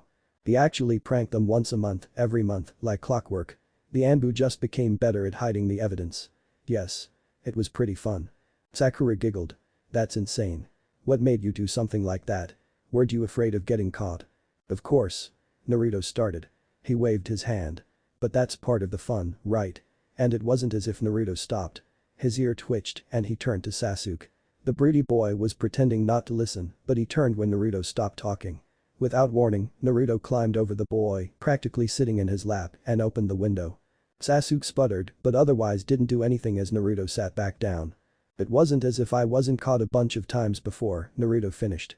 "Why did you open the window? Why did you have to climb over me?" "I needed some air," Naruto answered Sakura. He leaned back in his chair. Eyes now focused on the door. "Hey, how do you guys feel about heights?" Sasuke and Sakura looked at each other. The Pinket spoke up first. "They're alright. I'm not much of a fan of them, personally, but..." She was cut off by the sound of the door opening. Kakashi Haddock, their Jonin sensei, walked into the classroom. His one visible eye scanned the entire room in less of a second. It focused on Naruto in particular, widened a large amount, and he stepped back. Just in time to dodge the eraser that Naruto had placed in the doorway. Not enough to dodge the resulting explosion of chalk and ash, however. "XXX. My first impression of you all," Kakashi started. His eye, the one not covered by his headband, zeroed in on Naruto. "Is that I hate you. You more than the rest. In fact, I don't think that I hate anyone as much as I hate you." Naruto cackled. His arms were wrapped around his stomach as he tried to contain his mirth. Kakashi was covered head to toe in white dust, except for his mask. Somehow, Kakashi had always kept his mask pristine. Naruto couldn't understand how he did it. "What the hell is wrong with you?" Sakura asked. Her foot was stomped heavily on the rooftop, making dull thuds against the tile. Her teeth were grinding so harshly together that they were audible, and her hair was sticking up in various places from the aftershock of the concussive blast. "Why wouldn't you tell us that you bombed the place?" Naruto shrugged. He turned to answer for himself, but the sight of Sakura, effectively covered in chalk dust, was too much for him. He collapsed back into a fit of laughter. Over in Sasuke's world, the boy was brooding more than usual. He refused to look at Naruto and give him the satisfaction of knowing that he was upset. The boy was a troll. He lived off your displeasure. Naruto, however, didn't need Sasuke to look. Just the sight of the boy's usually raven hair besmattered by sticky clumps of white chalk was enough to send him into yet another fit. "You saw me do it. Both of you were there when I set up the prank." Both of his younger teammates turned to him, though their resulting shock couldn't be put into words. "First off, no one would expect a concussive blast as the means for a minor prank," Sakura screeched. "Secondly, no one would think to escape the way you did. Who the hell jumps out of a window? Why was that the only way out?" Naruto didn't answer, instead choosing to continue to cackle. "When you die out on a mission," Kakashi started. His voice was remarkably calm. "I am not going to save you. You couldn't save yourself from the wrath of the almighty eraser," Naruto said between gasps of breath. "I think I'll take my chances on my own." Kakashi didn't make any outward expressions, but the way that the pages of his book crinkled in his hands ever so slightly told Naruto everything that he needed to know. "Dreams and aspirations," Kakashi droned. "We'll start with broody." Sasuke didn't respond, so Sakura had to tap him on the shoulder. He stared at Kakashi, only to see the man nod back at him. "If this is your attempt at goading me," Sasuke said, "then you must not know who I shared a classroom with for the past 3 years." Sasuke looked at Naruto. The boy was still rolling on the ground. "Fair enough," Kakashi said. "You're still going first, however. Dreams, aspirations, hobbies, so on." "My dreams and aspirations are one and the same," the Uchiha said. "I will kill a certain man, then I will rebuild the Uchiha clan." Naruto, freshly recovered from his laughing fit, sat himself up. "A bit obsessive, huh?" Keep smack talking and that certain man is going to be you. The two stared at each other, Sasuke growling and Naruto smiling. Kakashi continued his icebreaker before war could break out. And hobbies? Sasuke looked back at his teacher. I like training. Besides training? Sasuke tilted his head. What is there to do besides training? Kakashi moved on. You, Pinky. You're next. Likes, dislikes. Hobbies. Sakura seemed to ponder on her answer for a few moments before responding. Well, I like Sasuke. Said boy shuddered. He moved farther away, careful to make sure that Naruto was somewhere on the straight line between her and him. I dislike idiots who prank me without giving me a warning. This time, it was Sakura and Naruto's turn to stare at each other. The vein on the girl's forehead was all the more prominent with how massive it was. I know that you saw me place the trap, Naruto said. Sakura's anger seemed to grow in proportion with her rapidly rising voice. We saw you place the eraser. When did you have time to jury-rig it with explosions? I've been using non-lethal explosions since I was 9. I thought that you would understand when it took me 20 minutes to put an eraser between the door and the jam. Sakura guffawed, unable to fully wrap her mind around the boy in front of her. Sasuke picked up on the important bits, though. Wait, the emphasis on non-lethal explosions imply the recent usage of lethal ones. You haven't been using lethal weaponry in your pranks, have you? The way that Naruto looked away from them was concerning. His eyes traced the sky, settling on a bird, as he whistled as innocently as he could. Naruto, Sasuke said, his voice nervous. Answer me. Do you use lethal explosions in your traps? Who even taught you how to make lethal explosions? The Uchiha turned to his teacher when the man started whistling in much the same way as his student.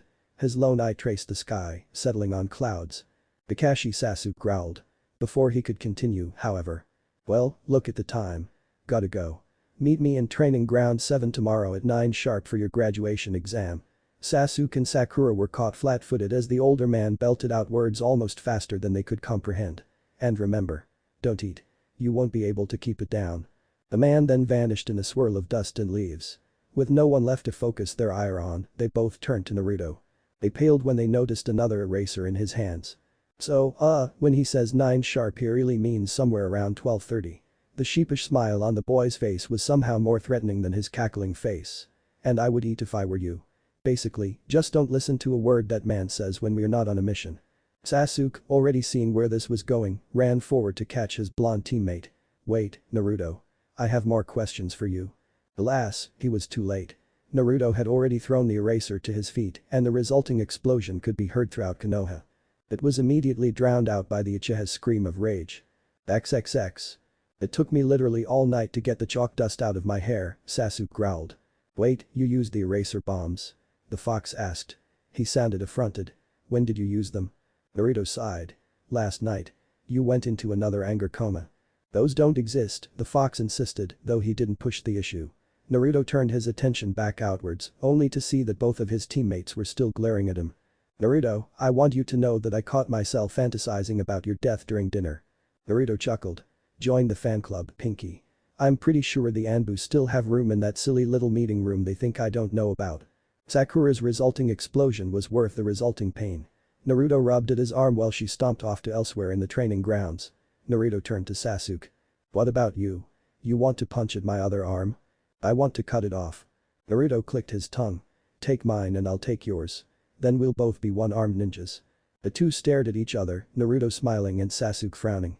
It was a dynamic that they had solidified when they first met and after a while neither could keep it up. They both collapsed to the ground, their exposed skin tickled by the fresh blades of grass. So, Kakashi won't be here until 12? Sasuke asked. Staying mad at Naruto was far more tiring than it was worth, so he decided to stop. That's not very professional. When you're one of the top ninjas in the village, you find that you could get away with quite a lot, Naruto responded. He spread his arms out on the grass, enjoying the breeze and the dew from the grass. And he'll likely be here around 12:30.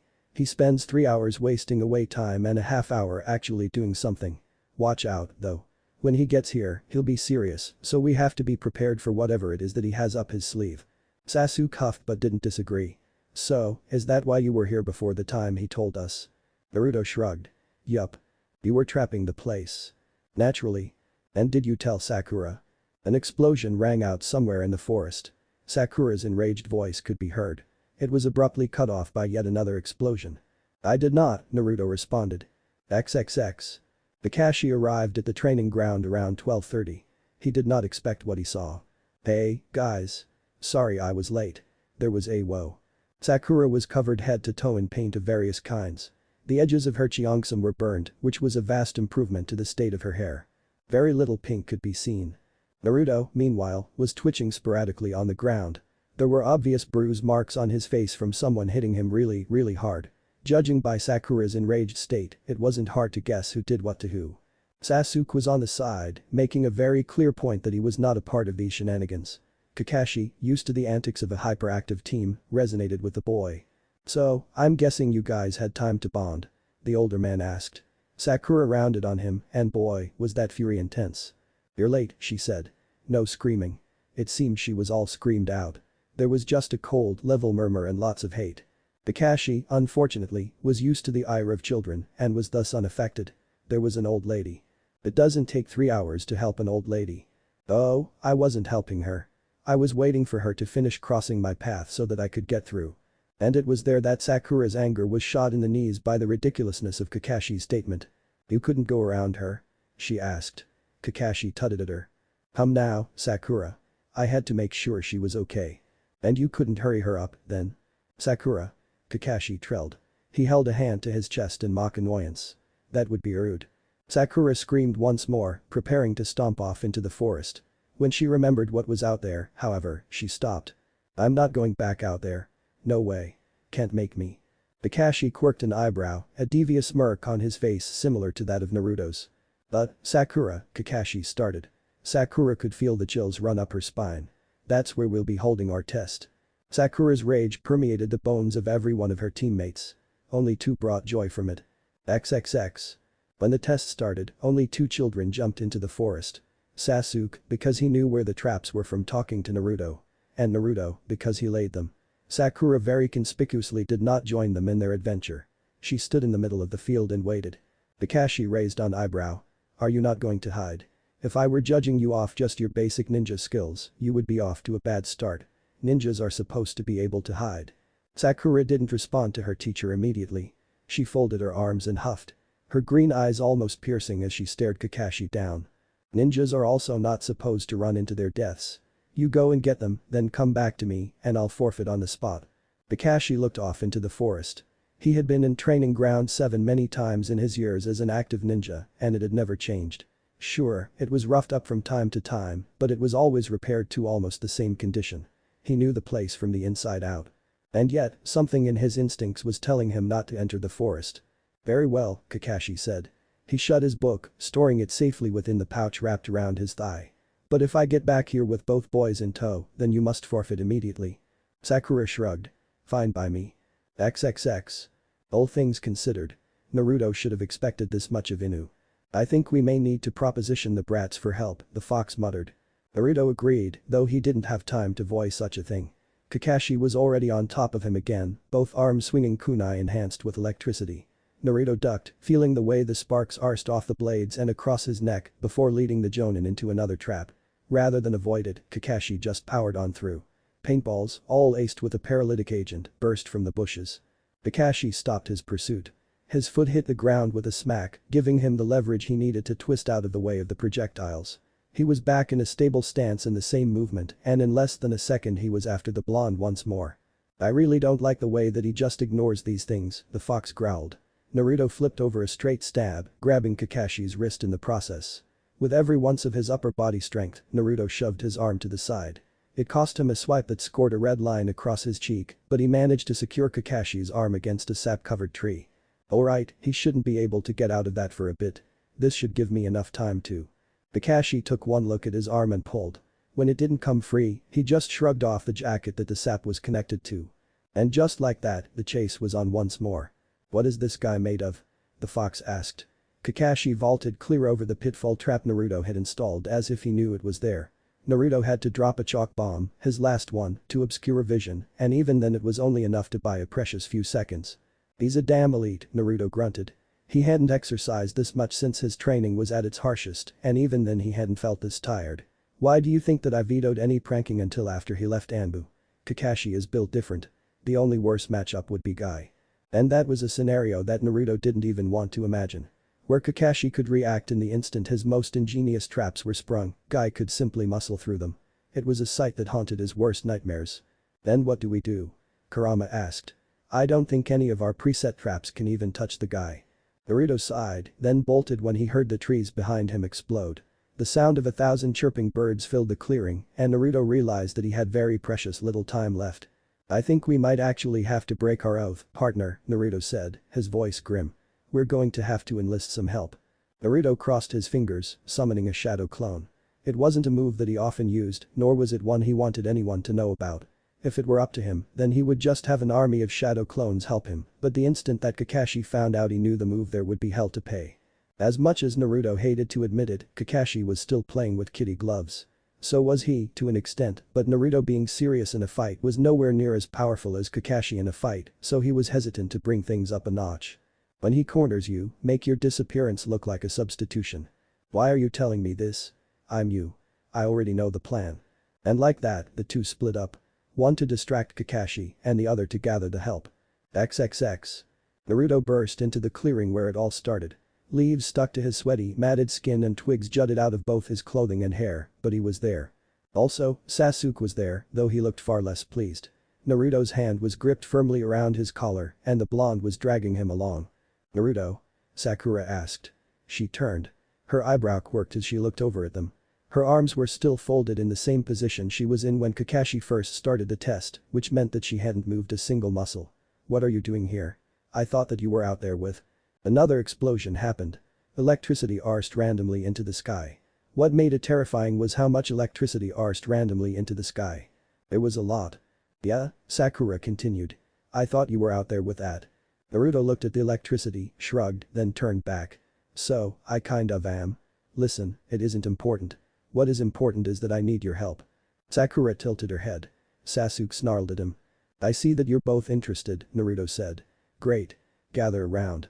We're going to need finesse and careful planning if we want to pull this off. XXX. Naruto grunted. He hoped beyond hope that his last trap would at least hinder his foe.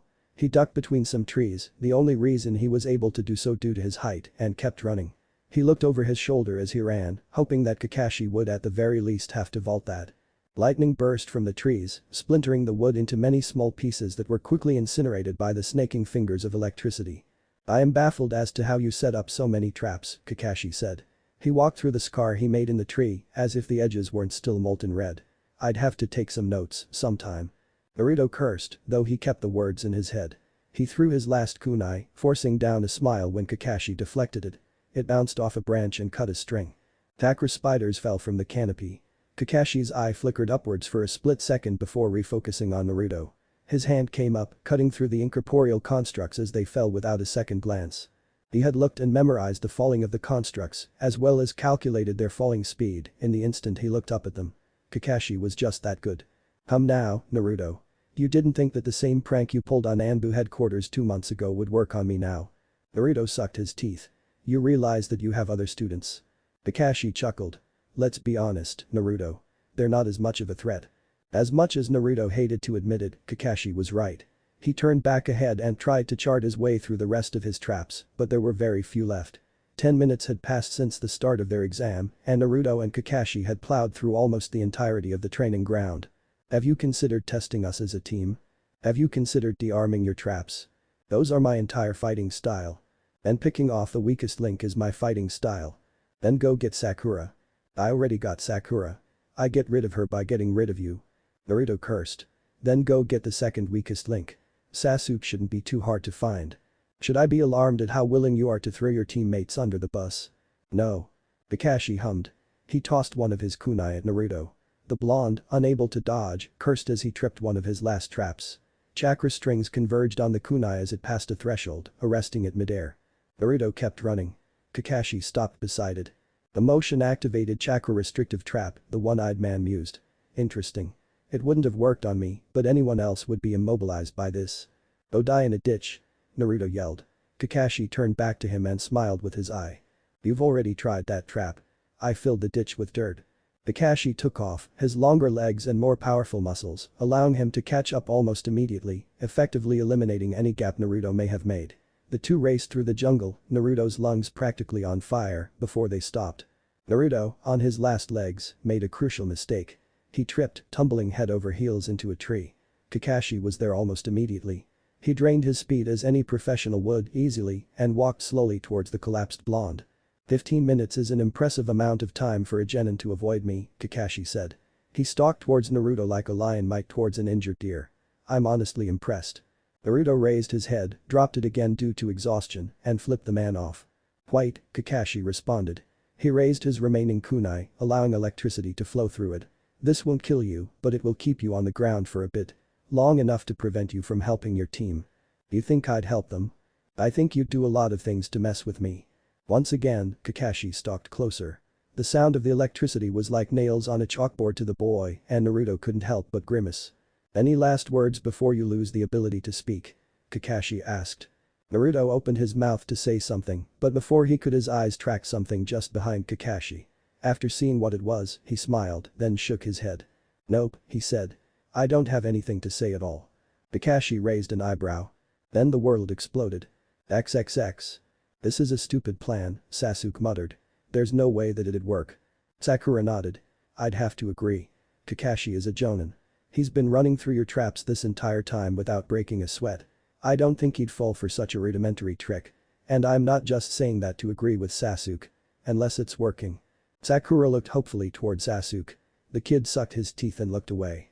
It's precisely because he's been picking off my traps that this is going to work. We have the element of surprise on our side. As a trickster, it's the most important weapon you can have. Neither of his teammates looked impressed, so Naruto had to kick things up a notch. Look, Naruto muttered. You help me do this, and I'll give each of you one of the bells. Do we have a deal?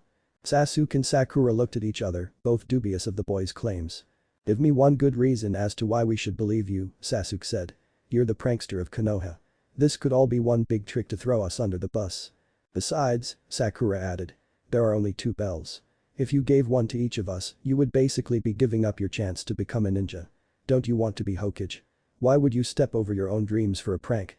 Another explosion rocked the training ground and phantom numbness ran up Naruto's spine. He looked off towards the area where the explosion happened and felt an overwhelming sense of dread. Listen, would you? Sakura, you don't know to what lengths I would go to fulfill a prank. And Sasuke. I have tricked many people in my life, but I have never led them to believe that I wouldn't. I have deceived many people, but I have never broken a promise. And I'm promising you right here, right now, that I will get you those bells. But I need your help. Please. Hearing the prankster do something as desperate as saying please must have set off something in his teammates because they looked at each other once more. A small smile appeared on both of their faces before both of them reached their hands out to take Naruto's own. I suppose it would be fun to see what it's like on the other side of a prank, for once, Sakura whispered, her giggles drowned out by the various explosions. I guess if I do this with you, I could get a little bit of insight into your madness. Sasuke then pulled his hand back. His smile faded back into his signature scowl, though the mirth in his eyes didn't quite recede. Naruto smiled, pleased by their decisions. He reached into his pocket and pulled out some devices. Then let's begin. XXX. This is so much fun. Sakura yelled. She whooped as explosion after explosion detonated behind her. Little metal balls slipped from between the cracks of her fingers as she carelessly ran through the forest. The balls thudded against the ground for all of 3 seconds before erupting violently. Sakura didn't appear to have a plan in mind and, in truth, there wasn't one. She was just to run, sowing discord and fiery death everywhere she went. And she was loving it. I think today's actions are going to have long-lasting ramifications, Sasuke muttered. He turned to Naruto, only to see the boy have a far-off look in his eye. I think you're right, Sasuke, he said. But now isn't the time to worry about future consequences. You need to get into position. Sasuke nodded. He followed the order, though he did so with some reluctance. They both had eyes on Kakashi.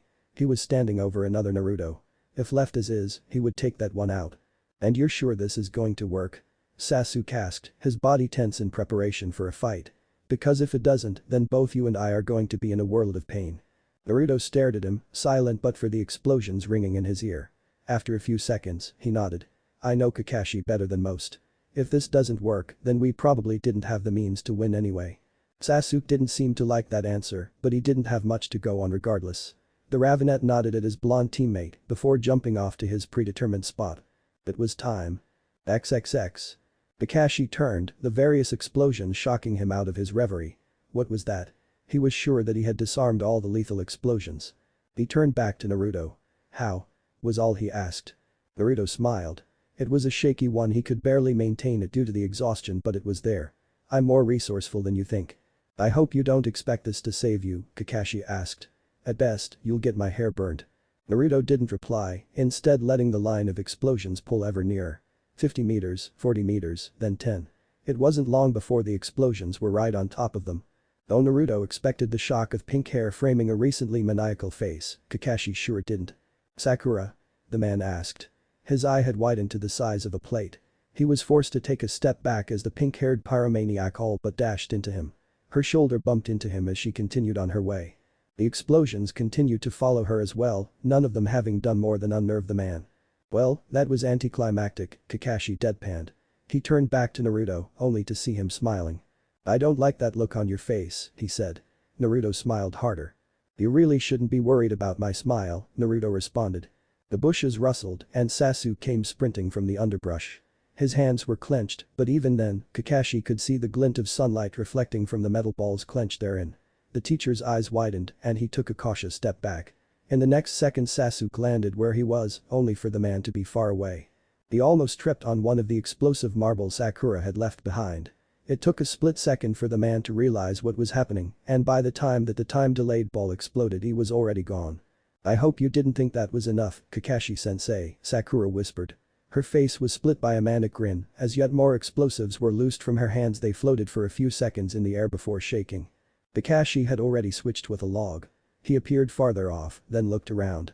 His chase with Naruto had torn up most of the forestry. Fallen trees and other detritus littered the area, casting shadows and other such hidey holes. "Excellent terrain manipulation," he said. He turned to see all of his students arranged across from him. Sasuke still had his hands full of explosives ready to throw, so Sakura had to help Naruto up. The blonde looked incredibly uncomfortable with her being so near to him with a bag full of explosives that she was unafraid to set.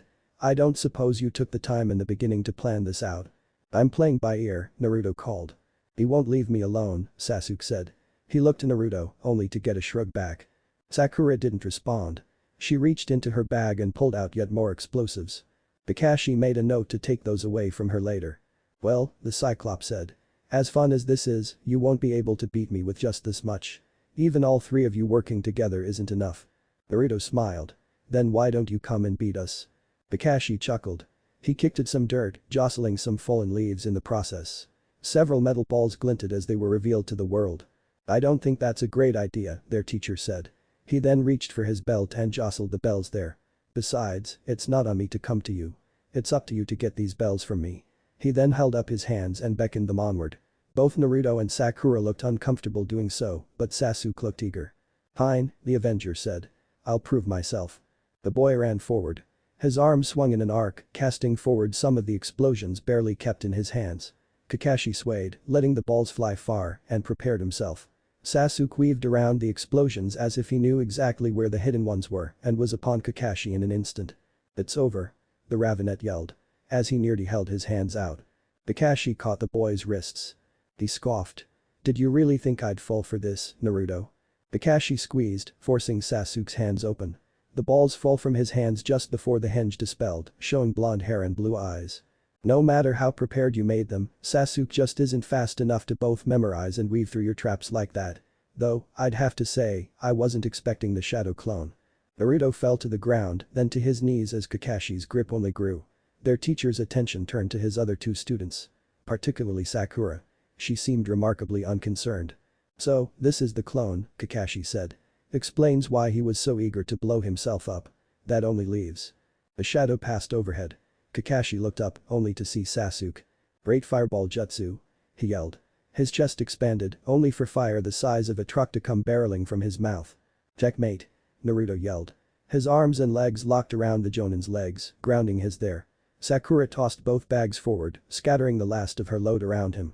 Once that was done, Naruto grabbed her and sprinted away. The resulting explosion was incredible. "XXX. Do you think we did it?" Sakura asked. She was still instinctively reaching for the bag of explosions, even though it was likely long gone. Naruto frowned at it. "She had it for 5 minutes, most." "I'm pretty sure that all of Konoha felt that explosion," Sasuke responded. His charcoal eyes were staring intently at the smoke cloud that was still rising. If he survived that, then I'm pre-ordering my Jonin jacket right now. They're made far too durable. Naruto, still panting from his run with Kakashi, was nearly keeled over. My clone was still holding him when the explosion dispelled. There are no way he survived all of that. The three watched the inferno from on the farthest edge of the training ground. They could feel the heat from even this far. How are we going to get the bells? Sakura asked. The boys turned to her. Well, Sasuke started. If he survived, we could take it off his comatose body. Now, that's a crime, Kakashi said. Don't you know that messing with a sleeping person's body is illegal? The three children whipped around, but Kakashi wasn't having any of that. His hand came down, knocking Naruto to the ground. He scooped the boy off the ground and held an electrified kunai to the boy's neck. Move and he dies, the Jonin muttered, his voice dark. Sasuke and Sakura, who had their kunai out, looked at each other. An entire conversation seemed to pass between them before they both nodded. They tossed their kunai away. Better, Kakashi said. He grunted, then held the kunai closer.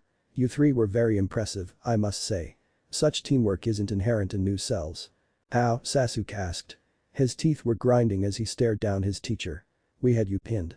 There's no way that you could have escaped that. Kakashi turned to the boy. His eye turned up in a smile. Well, Naruto isn't the only one who knows the shadow clone. I switched the instant I downed Naruto. I'm not stupid enough to approach the boy when he's not anything less than fully exhausted. The Haddock looked down at the boy. His breathing was hard and his feet weren't even on the ground. Kakashi held him aloft, arm pinned behind his back. Kakashi turned back to the other two members. Your best fighter is immobilized. You have no way to win.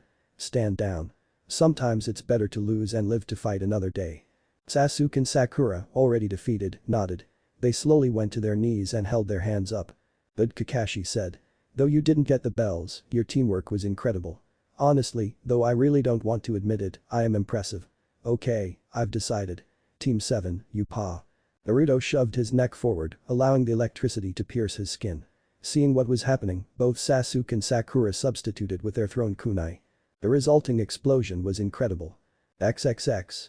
The three genin sat in the Hokage's office. Sarutobi did not look pleased. He was about to pass you, the third Hokage said. Both Sasuke and Sakura turned to glare at their third teammate. Why did you feel this was necessary? On the Hokage's crystal ball was the image of Kakashi Haddock, elite Jonin of Konoha, laid out in a hospital bed. His body was covered in bandages, though he didn't seem the least bothered by it as he read his little book. Naruto didn't look even slightly ashamed. I had prepared that explosive clone for a reason. I wasn't going to put that much effort into a prank just to not use it. Besides, we needed to get the bells.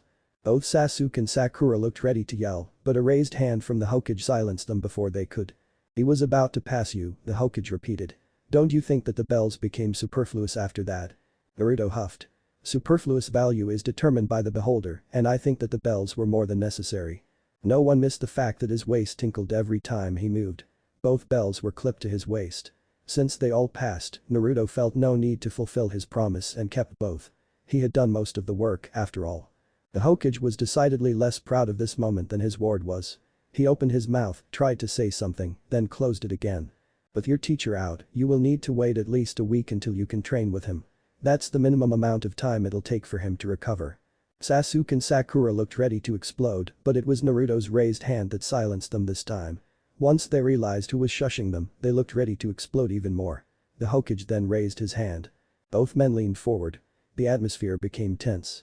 The anbu fled the room, and the two children who weren't blonde watched them in surprise. Neither had realized that they were there. What if I could get him to recover faster? The blonde asked.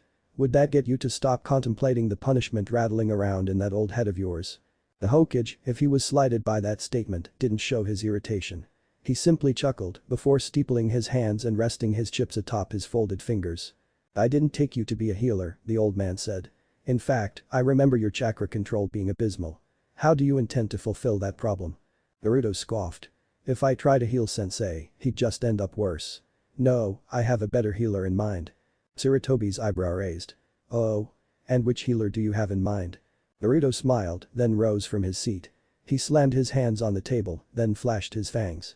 Tsunade Senju. I'll bring her back to Konoha to heal Kakashi-sensei, and then you and the other fossils will forgive my criminal record. And how are we supposed to convince her to come with us? Naruto's eye twitched. He attempted to ignore the person walking with him, but they were very insistent. They took the stick of dango they were eating, stripped it clear of the treat in one bite, then used it to poke at his cheek. Hey kid. Anko Mitarashi asked. How are we supposed to get her to come with us? You got a plan? Huh? Naruto rolled his eyes, then tried to walk a little faster. As Anko was older and thus taller, she was able to easily outpace him. I know you can hear me, Anko continued. Her voice was like a wheedling insect, boring its way into his ears and rattling his brain. Answer my question. The old man seems to believe you have a plan, but you don't, do you? Naruto didn't answer.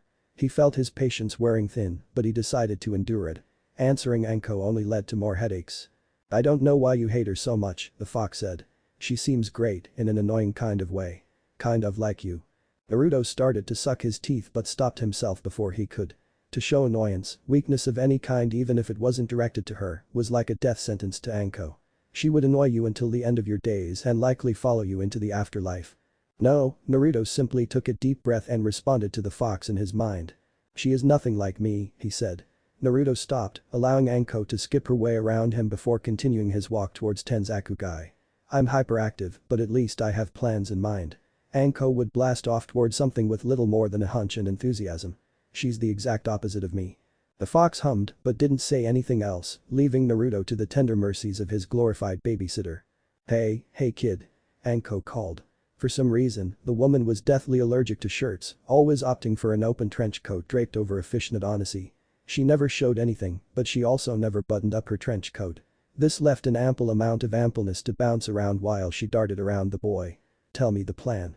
I want to get the old hag too. We aren't getting anyone, Naruto finally said. He turned to his senior, only to see her hunched over to level herself with his eyes. Now that she was this close, he could see the way that her eyes turned slightly slid a memento from her day's training under her old master.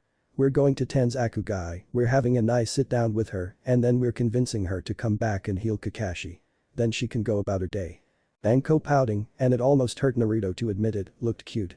The mania hidden just behind the woman's narrowed pupils destroyed that fact before it had much time to form, however. I somehow doubt that, she finally said.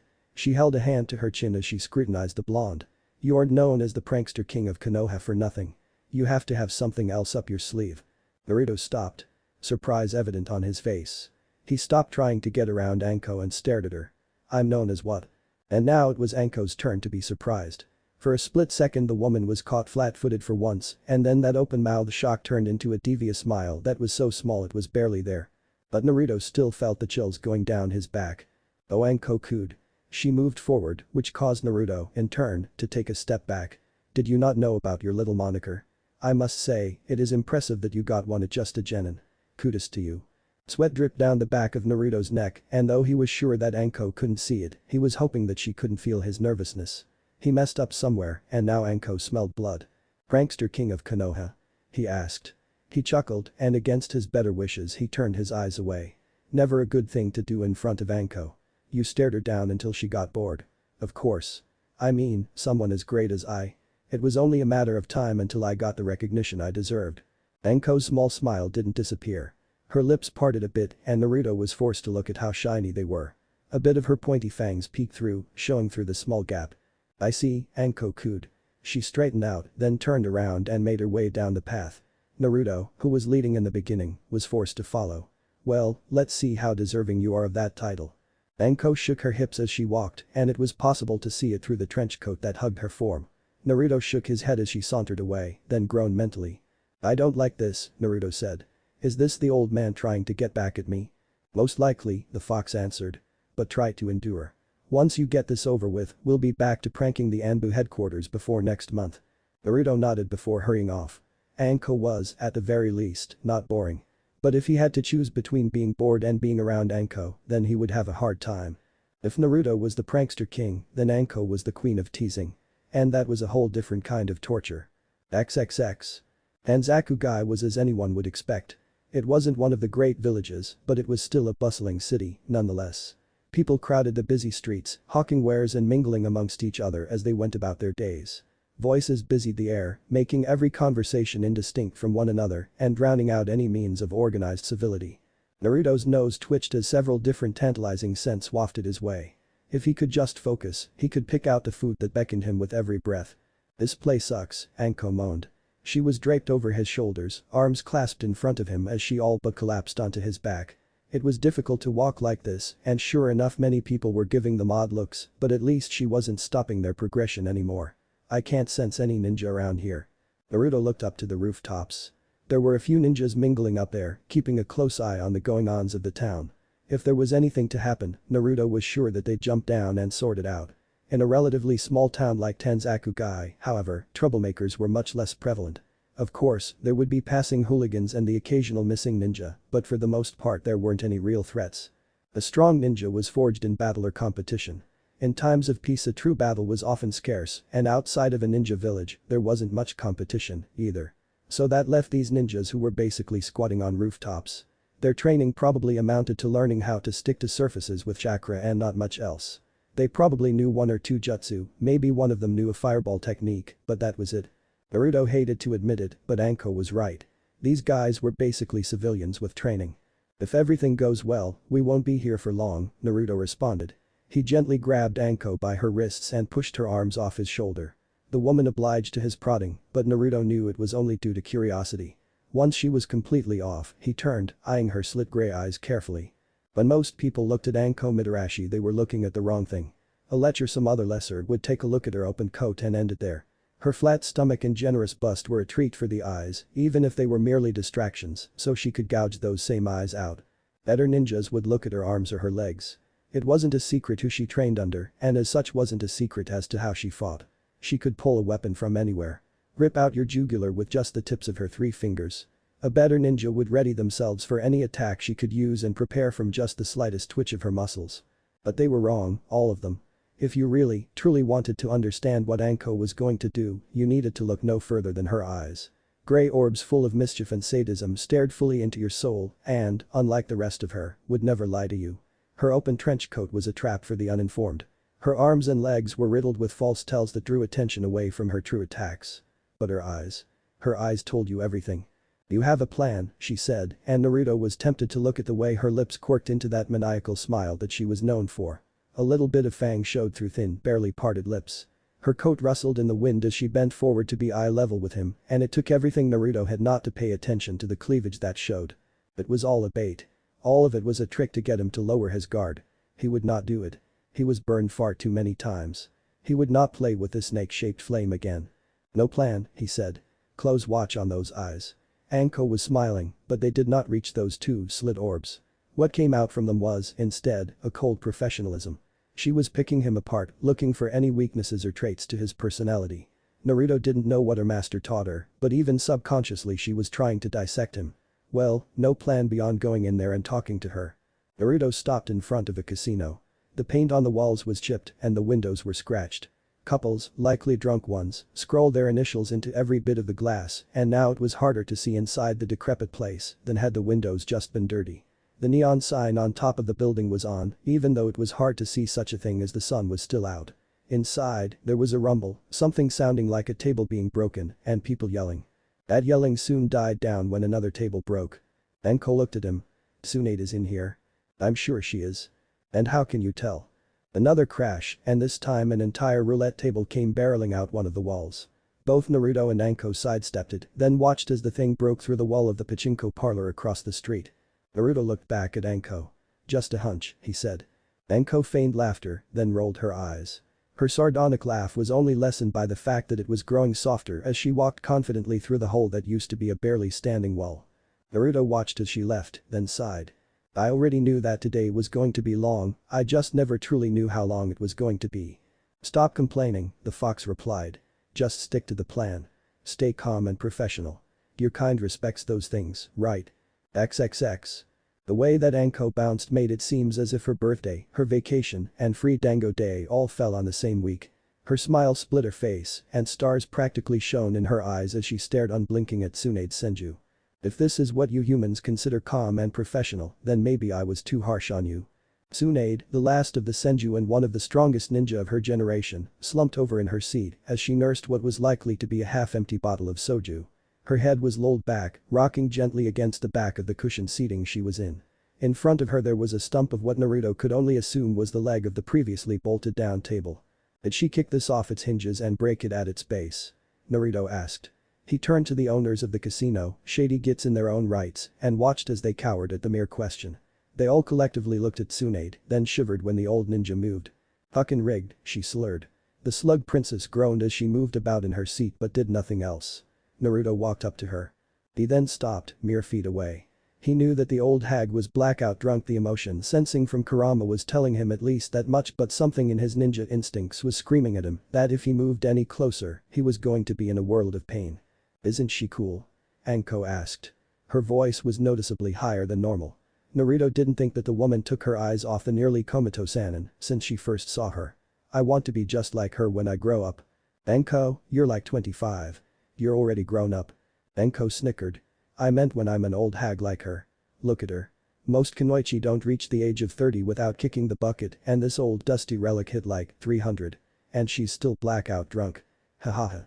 Anko wasn't even bothering to sit down, instead choosing to cackle madly while pointing at their mission objective. So, Naruto decided to sit. When the slug princess didn't respond, he kicked at her shin. He was expecting a punch or something, as would be a normal reaction from a seasoned ninja. Instead, he got garbled words and some drool from the corner of her mouth. "This is your new idol, Anko?" "Yes. I will fight you for my religion." "Is her shirt even on correctly?" "Is it?" The snake mistress moved closer. Upon finding that Tsunade's shirt was, indeed, on backwards, she squealed. "It isn't. I love her. Can we keep her?" And it was to that uproar of his frenzied companion that finally roused Tsunade from her slumber. She rose, eyes slowly trying to blink the drowsiness away, and stared. "And the fuck are you two supposed to be?" she asked. Her words were slurred and more fell out of her mouth than her actually saying it. She tried to rise from her position lounging, but she stumbled, the hand she was using to support herself slipping from the chair. She fell unceremoniously on her side but didn't seem to be bothered by it any. Naruto looked to Anko. She looked as if she had found her new god. "Anyway, it is nice to finally meet you, Senju-san. I am Naruto Uzumaki, a delegate of Konoha." "There," the young blonde thought. Polite and respectful. That ought to do the job. Tsunade, to her credit, managed to pull herself up. She stared at Naruto through half-lidded eyes before huffing. She brought her hand up to her head, letting out a pulsing wave of green chakra. Her eyes seemed to focus immediately. "So, the old man is sending children to do his dirty work. Did he expect to appeal to my motherly instincts? You can tell him that he's a couple years too late for that." Naruto's smile didn't waver. Instead, he continued to stare impassively. Anko, however, cackled. Tsunade's eyes focused on her. "You. I remember you. You're Orochimaru's brat." Naruto tensed. Anko's laughter stopped immediately, replaced instead by an icy chill that froze even Naruto's bones. "Let me use your chakra, fox. Anko's glare might kill me otherwise." "You're being a dramatic fool," Kurama replied. "But you're right. If looks could kill, she'd be a tailed beast." "Excuse me?" Anko said. She phrased it like a question. "It was anything but. I'm not even kind of related to that bastard." "Oh really?" Tsunade slurred. She wasn't as drunk as she was before, but there was obviously still something in her if the rosiness of her cheeks was anything to go by. This begged the question, however, that if she could heal herself to sobriety, why only go halfway? "Because you feel exactly like him.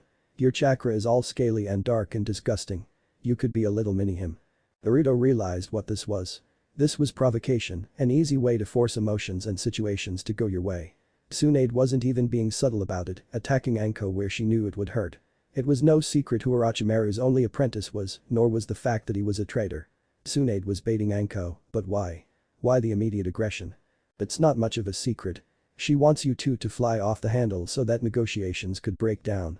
She could break down negotiations just as easily by breaking through the floor. Why taunt Anko? Anko, despite being so natural at teasing, was vulnerable to teasing herself. When she was in her element, there were very few that could resist her. Caught off guard as she was, though. "Listen, old hag," Anko started. Her eyes narrowed, turning the slight thinning of her pupils into full-on snake eyes. "I don't know what crawled up your ass and ate through your brain, but I am nothing like that parasitic manipulative pedophilic bitch. Understood?" Tsunade smiled, and in that smile was a maliciousness so vile that Naruto visibly stepped back. And over the couch and into the corner of the room where the rest of the staff were hiding. "Is that so?" the slug Sanin asked. Her voice was like a touch of poison honey. "Because from what I see, you're walking around with a little child toy of your own. I guess the apple doesn't fall far from the tree." Tsunade then laughed. "Nor does the snake move far from that forbidden apple." Anko's explosion was both palpable and understandable. Snakes erupted from the sleeves of her jacket and it was only the inclusion of the pathetic and late ninja guards of the village that stopped her from tearing into Tsunade then and there. What is going on here? Pathetic ninja number 1 asked. He wasn't even wearing any ninja gear, instead opting for some pants that were taped at the ankle and what Naruto could only assume was a uniform shirt for the patrolling ninja. Who started this ruckus? Everyone looked at the snake sage. The well-endowed woman shrugged, then looked at the guard ninja. She didn't say anything, nothing at all, but from the way her perfectly golden eyebrow raised, it wasn't hard to glean her intentions. She caused the commotion, but there was also very little anyone in the town could do about it. If they wanted to try, however, they were more than able to. The guard ninja, well pathetic, were not stupid.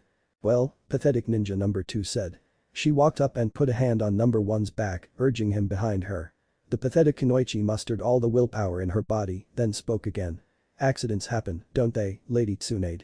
The older blonde didn't respond, instead electing to retrieve the bottle she let fall from her hand. She knocked it back, draining the last of the alcohol from the glass, before nodding. Of course, number 2 said.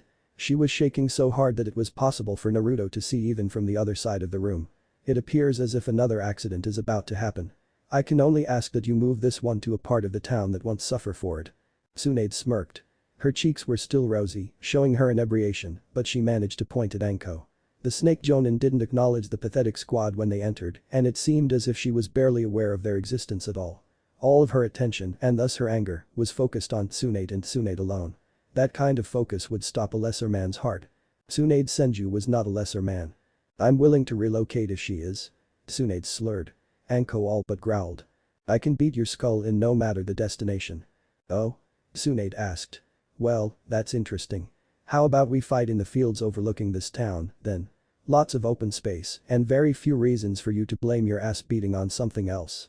Anko moved to accept, Naruto moved to stop her. He was not successful. A snake slithered out of the back of Anko's robe and restrained him. You know, this one is kind of cute. I thought you hated snakes, Naruto stated. The constrictor, wrapped around his arms and pinning them to his body, hissed. I don't hate snakes, the fox replied. I think they taste rather well, actually. I just hate the chakra of the creep that rears them. You, me, deathmatch, granny. Tsunade's smile was predatory. Judging from the vein bulging on her temple, she wasn't as immune to Anko's proclamations as she seemed. I can only see this ending badly, Naruto sighed. So it'll be interesting. XXX. Anko and Tsunade stood across from each other, their eyes locked on their respective opponent. The wind blew, rustling both the grass and their hair. Naruto stood just off to the side. He stood awkwardly as he watched them. This isn't going to end well, he said. For Anko? The fox asked. Oh, no. She's going to get destroyed. No, you idiot, Naruto said. He scowled. This isn't going to end well for me. When Anko loses she's going to bother me for days. It'll take at least 3 days to get back to Konoha if we don't run, and I'll have to be annoyed for all of it. The two women continued to stare at each other. Anko's glare to Tsunade's smug stare. They looked at him, and Naruto was forced to comply. He raised his hand. This match between Tsunade Senju and Anko Mitarashi will begin on my countdown. Winner is on first knockdown. Are you ready? Both combatants nodded. Naruto sighed. He counted down, then dropped his hand. The fight started. XXX. That cheating bastard, bitch, Anko cursed. She held an ice pack to her cheek, trying her best to reduce the swelling there. Who told her that she could just heal everything? I can't heal everything. Naruto nodded, then reached for another ice pack. He held it out to her as she ranted, then calmly took the melted one as Anko switched them out. The snake woman sighed, the sound as content as possible, before falling back into her rant. And that strength. She shouldn't be that strong and have the ability to heal. Naruto got a beer from the fridge. He tossed it behind his back to where he knew Anko to be and let the sound of the can hitting against her hand confirm that he aimed it right. He retrieved his own drink, a can of orange juice, and sat on the bed in their hotel room. She's older than we are. It makes sense that she's accumulated some strength. Naruto cracked open the can before taking a sip of it. It was a local blend and the people of Tenzakugai saw fit to carbonate it. It wasn't the best thing he'd ever had, but it wasn't unpleasant. Plus, she was super talented when she was our age, too. She was always going to beat you. Anko's scowl was petulant, nothing like it was earlier. Her anger seemed to be beaten out of her by Tsunade, who royally spanked the special jonin. It would have gone differently if you helped, she pouted. She cracked open her beer and took a big swig. She winced as she had to move her swollen cheek, but that didn't stop her from continuing to drink. After a few seconds of drinking, she stopped for breath. With your pranks and my skill, we could have destroyed her. Naruto sighed, an action that was consistent when you hung with Anko, and stood. He walked over to the older woman and plucked her forehead. Had she been in a better state, Naruto would have likely gotten his fingers bitten off. As it was, Anko could only pout. There are 2 reasons why that wouldn't have worked, he said. He held up a finger, which Anko looked at as if she wanted nothing more than to bite it. 1. Because my best pranks take time and effort to be used offensively. Even if I used some of my faster tricks, none of them would have been able to stop Tsunade's Senju. Some of my best ones could barely slow down Kakashi. Anko huffed, but didn't argue. She put the can to her mouth and sipped at it. Naruto put up his other finger. The second reason lies in the results. A good prank is only good if it brings about the desired results. Even if I made up an insanely lethal attack that could break through Tsunade's thick skin, she could likely recover from it. Face it, Anko, even if we let her into a perfectly trapped area we likely wouldn't have won. This was a fact that Anko knew well. She was just being petulant, and they both knew it. After the smackdown that Tsunade gave her, Naruto couldn't blame the woman. It was a slaughter. So what do we do? Anko asked. From her place on the floor, cross-legged and in pajamas, Naruto had to admit she looked cute. He rose to his full height and rubbed at her hair. It was remarkably less spiky after her post-beatdown shower. You said you had a plan, right? There's no way that you thought you could win her over by asking. I could've, Naruto said. He punctuated his words with a glare that Anko had the decency to appear sheepish towards. But someone felt the need to rise to her bait. Now that avenue is out the window no matter how hard we try. We have to move to our plan B. Plan B? Anko asked. A little bit of excitement returned to her face. We have a plan B. Do tell. Naruto raised an eyebrow. Why are you getting so worked up? It's the same thing it always is, we're gonna prank her. Anko pulled back. She was on her knees, practically crawling before he started speaking. What? But you said that pranking wouldn't work. Naruto reached to pluck her again, and the racy snake pulled back. Satisfied with her compliance, Naruto continued. No, I said that pranks wouldn't work to achieve the result that you were looking for. I can't craft a prank from my wildest imaginations that could beat Tsunade's Senju in a fight. Naruto then smirked, the action sending chills down Anko's spine. But I can craft some pranks to beat Tsunade's Senju. Despite the now chattering of her teeth, Anko felt the need to ask. What's the difference? Simple, Naruto said. In one instance we're trying to overcome her skill. In another, we're trying to overcome her will. XXX. Shizune Kato was Tsunade's apprentice. She was adopted by the Sannin after her older brother died, though whether out of obligation or need was something that the young woman was never able to figure out. Either way, Tsunade looked after her as if she were her own daughter, training her and feeding her and clothing her. All things considered, Shizune owed Tsunade a lot. Without her older brother, Shizune had nowhere else to go. She vowed that she would pay the Sannin back however she could. She never expected to pay her back so soon, however. Shishu, you shouldn't leave empty bottles around. It's disgusting and dangerous. Shizune picked up the bottle, one of many, and shoved it into a large clear recycling bag. When her teacher didn't make a move she stomped her foot. As a Sannin, you should be acting more in line with your position. The Sannin isn't a position, Shizune. It's a stupid title given by a stupid old man. Tsunade then reached for another bottle. Shizune scowled, then moved with all of her ninja speed to snatch it from her teacher. Had Tsunade been any more sober, she would have been able to stop her. As it was, she was unable to. It's still a title that garners respect. You're a respectable person, Shishu. You should act like it. Tsunade waved off her concerns. She reached behind her and grabbed at another bottle, one that Shizune hadn't realized was there. Idols are meaningless dribble made up by the egotistic. It's a man's trait if anything. Shizune stopped her cleaning, then turned. Her teacher was still lounging. Information is plentiful and your greatest weapon. You taught me that, Shishu. A title gives you information on your enemies, and information is power. It sounds like titles are liabilities. They're liabilities given to those who could afford them. Shizune stuffed another bottle into the bag. The sheer amount of them was insane. She knew that her master drank a lot, but this was far more than should have been drinkable in the amount of time that she was gone. Have you ever seen a person with a title that didn't deserve it? Tsunade snorted. She took another swig of her sake, and it wasn't the first time that Shizune wondered as to how her master so casually drank such swill. There's one, Tsunade started, though I'm sure that it was made up. It's such a ridiculous name that I'm sure that it was a fancy little moniker made up by the boy. Shizune frowned, though that didn't stop her from cleaning. No matter how many bottles she cleaned, she just seemed to always find more. The bag she was using was nearly full, and yet the room didn't look any cleaner. What was the moniker? Shizune asked. Tsunade snorted once more. The prankster king of Konoha, the Sannin repeated.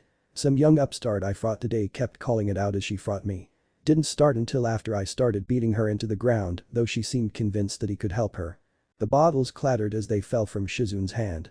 She turned to her master and saw that the woman still looked so calm. She then turned back to the room. A horrible realization dawned on her. The room was just as messy as when she started. Shishu, Shizun started. Her voice was low, impossibly so, but only the two of them were in the room. With ninjas as skilled as they were, they could hear a whisper as loud as a scream in such a quiet area. Can you repeat that name? The kid's moniker? Tsunade asked, still wholly oblivious to the fear permeating every bit of her disciple. The prankster king of Konoha. Tsunade barked out a laugh. Shizun would have berated her for how unladylike it was, but she was currently frozen in a mind-numbing amount of fear. It even sounds ridiculous, doesn't it? Shizun, meanwhile, had started to drown out her mentor's words. Instead of paying attention to the blonde, she was paying attention to the walls. Were they the same color they were yesterday? The same height and width? Were the paintings in the same place? Were the beds? Master, Shizun started. I know that you haven't been too up to date on news concerning our hometown, but you can't tell me that you've never heard of the prankster king. You mean that it's an actual thing? Tsunade barked out another laugh. It seems like they'll give a nickname to anyone these days. Shizun noted her mentor's words, but her focus was dedicated elsewhere. Were their clothes in the same place they left them? Their hairbrushes? Their toiletries? Forgive my rudeness, master, but focus. The prankster king of Konoha. It doesn't ring any bells. None, Tsunade answered. It sounds like the name a precocious kid would make up to make themselves sound more important than they actually are. Tsunade turned to her disciple. Shizun was sweating, her eyes darting around the room as if there were some great danger hidden within its walls. Shizun, what's wrong? Shizun didn't answer, at least, not with words. She moved to window and tried to open it. Fortunately, it complied. What's the last bit of news you heard from the hidden leaf, master? Tsunade, reasonably confused, answered as best she could. I heard that had a kid bit the bullet. The Silver Fang, I believe they called him. Did himself in over something or another. Why? Shizun had moved to the bathroom. She opened the door and all but threw her hand at the lights. When they came on she scanned the room as if a robot, paying attention to every small detail. When she couldn't find anything out of place she retreated from the room, though she didn't turn out the lights or close the door. It was better that she had vision on everything. The prankster king of Konoha is something of a boogeyman within the walls of Konoha, Shizun said. She looked at the bottles, though this time she saw something more than refuse left behind from her errant and irresponsible master. She kicked at one of the bottles and scowled at the way it didn't echo like an empty bottle should. You really don't remember anything about him? Tsunade frowned, and Shizun had to wonder at how such a reaction was both so natural and so wholly underplayed for the severity of their situation. No, the Sannin eventually said. I haven't. And honestly, neither should you. I thought I made a rule about anything Konoha. We have nothing to do with them. Not even their news. Have you been going behind my back, Shizun? More like the news has been sneaking into my ears. Shizun then turned. Her face was serious as she eyed the Sannin. What did Naruto Uzumaki want with you? You know the brat? Tsunade asked. She sat up in her chair. Shizun noticed the way that the liquid in her bottle fizzled as if it were a carbonated drink. She moved towards the open window. Is he really that famous? What did he want, Shishu? Tsunade shrugged. She prepared to take another sip of her alcohol, only for Shizun to tip it away. Tsunade raised an eyebrow but didn't object. Shizun wasn't taking it away, so she wouldn't protest. He wanted me to return to Konoha. And you accepted? Tsunade snorted. Of course not. Shizun nodded. She removed her hand from Tsunade's bottle and continued to the window. She leaned on the open sill and watched as her mentor drank. I'll be back in a couple of days, she said. Tsunade chuckled. Shizun allowed her to. She slipped out the window, not looking back once. Tsunade, in the throes of her alcohol, only just started to notice that her sake didn't taste like it was supposed to. She took the thing from her lips and stared into the open mouth. Is this ginger ale? She asked. She didn't get a chance to answer, as the many fake discarded bottles exploded into fizz and sugary hell. XXX. The bargain, Shizun said.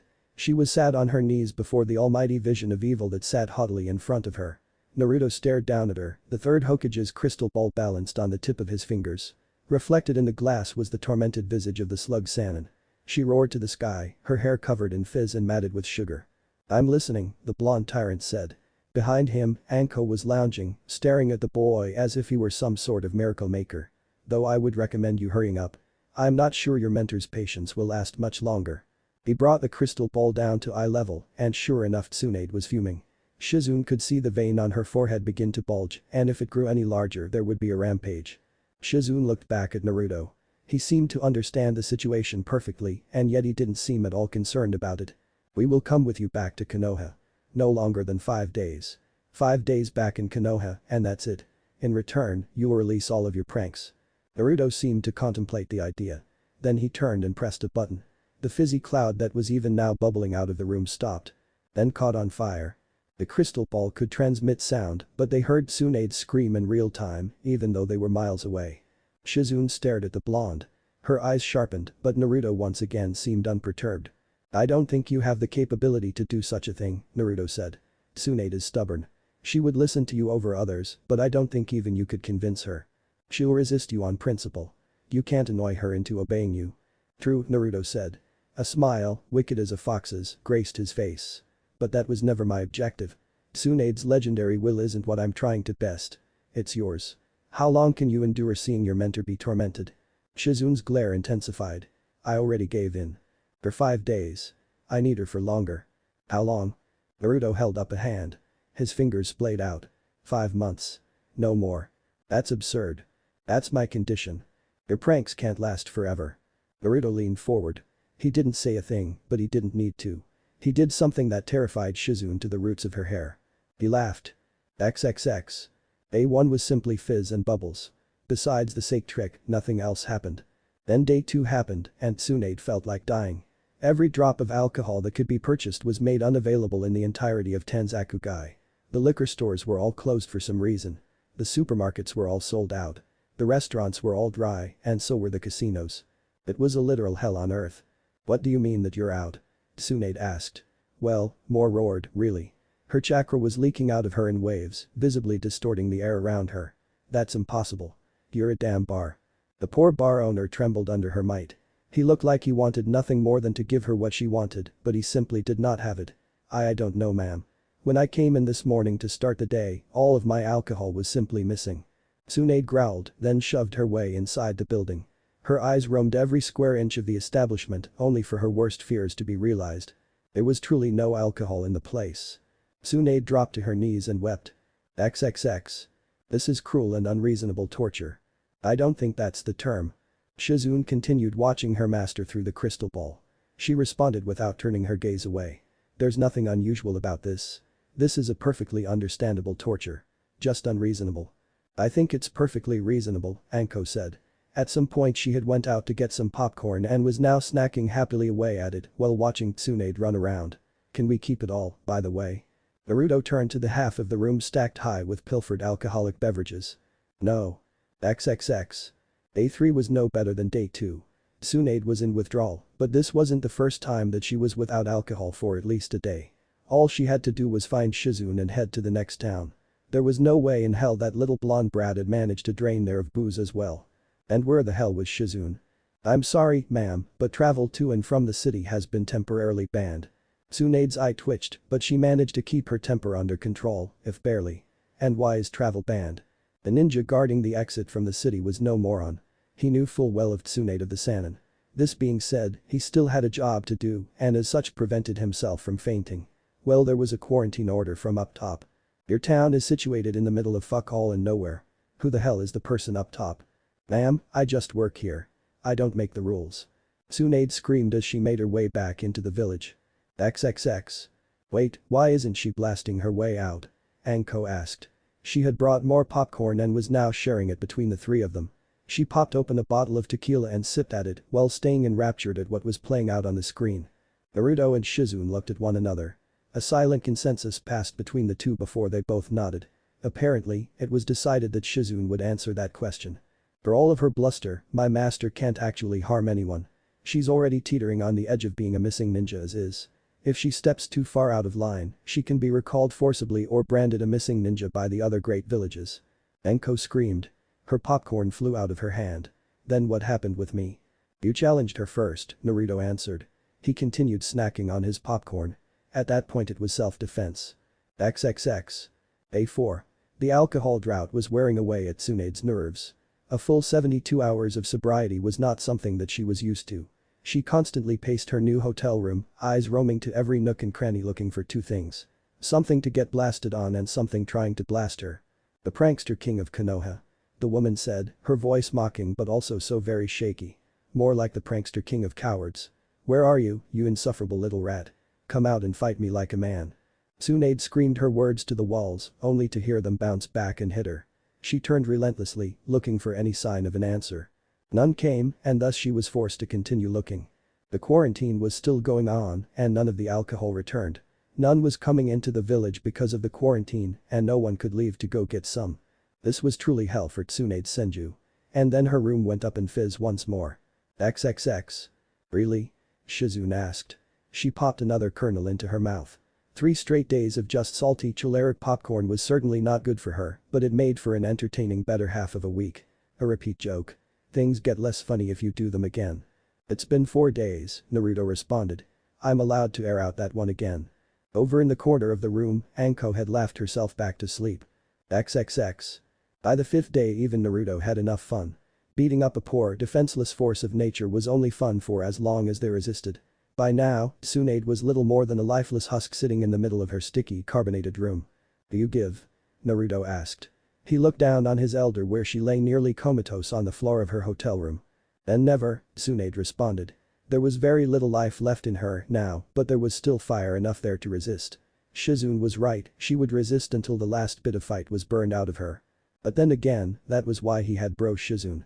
Master, the traitorous disciple began. She walked into the room, only to be hit by what could have potentially been a glare had Tsunade had any bit of strength left in her. I think we should consider their offer. I am not going back. You don't have to stay. Shizune pleaded. 4 months. That's all. That's a third of the year. But it's not forever. The two went back and forth, quibbling like a married couple, and after 3 minutes Naruto had had enough. Alright, look.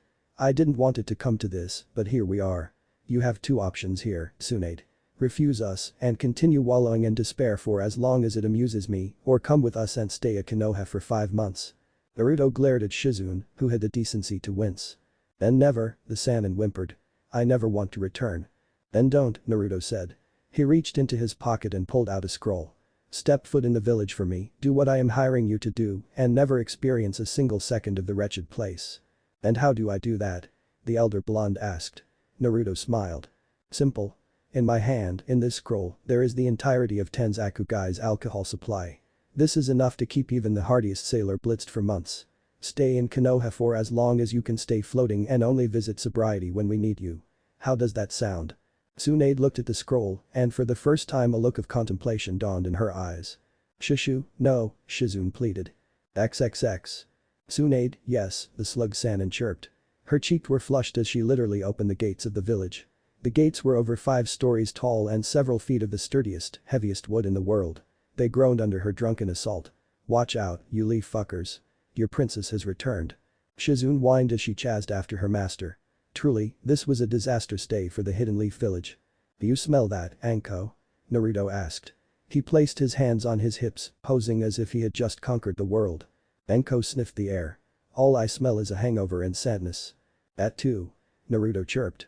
But, even more than that, I smell a mission well done and a criminal history wiped clean.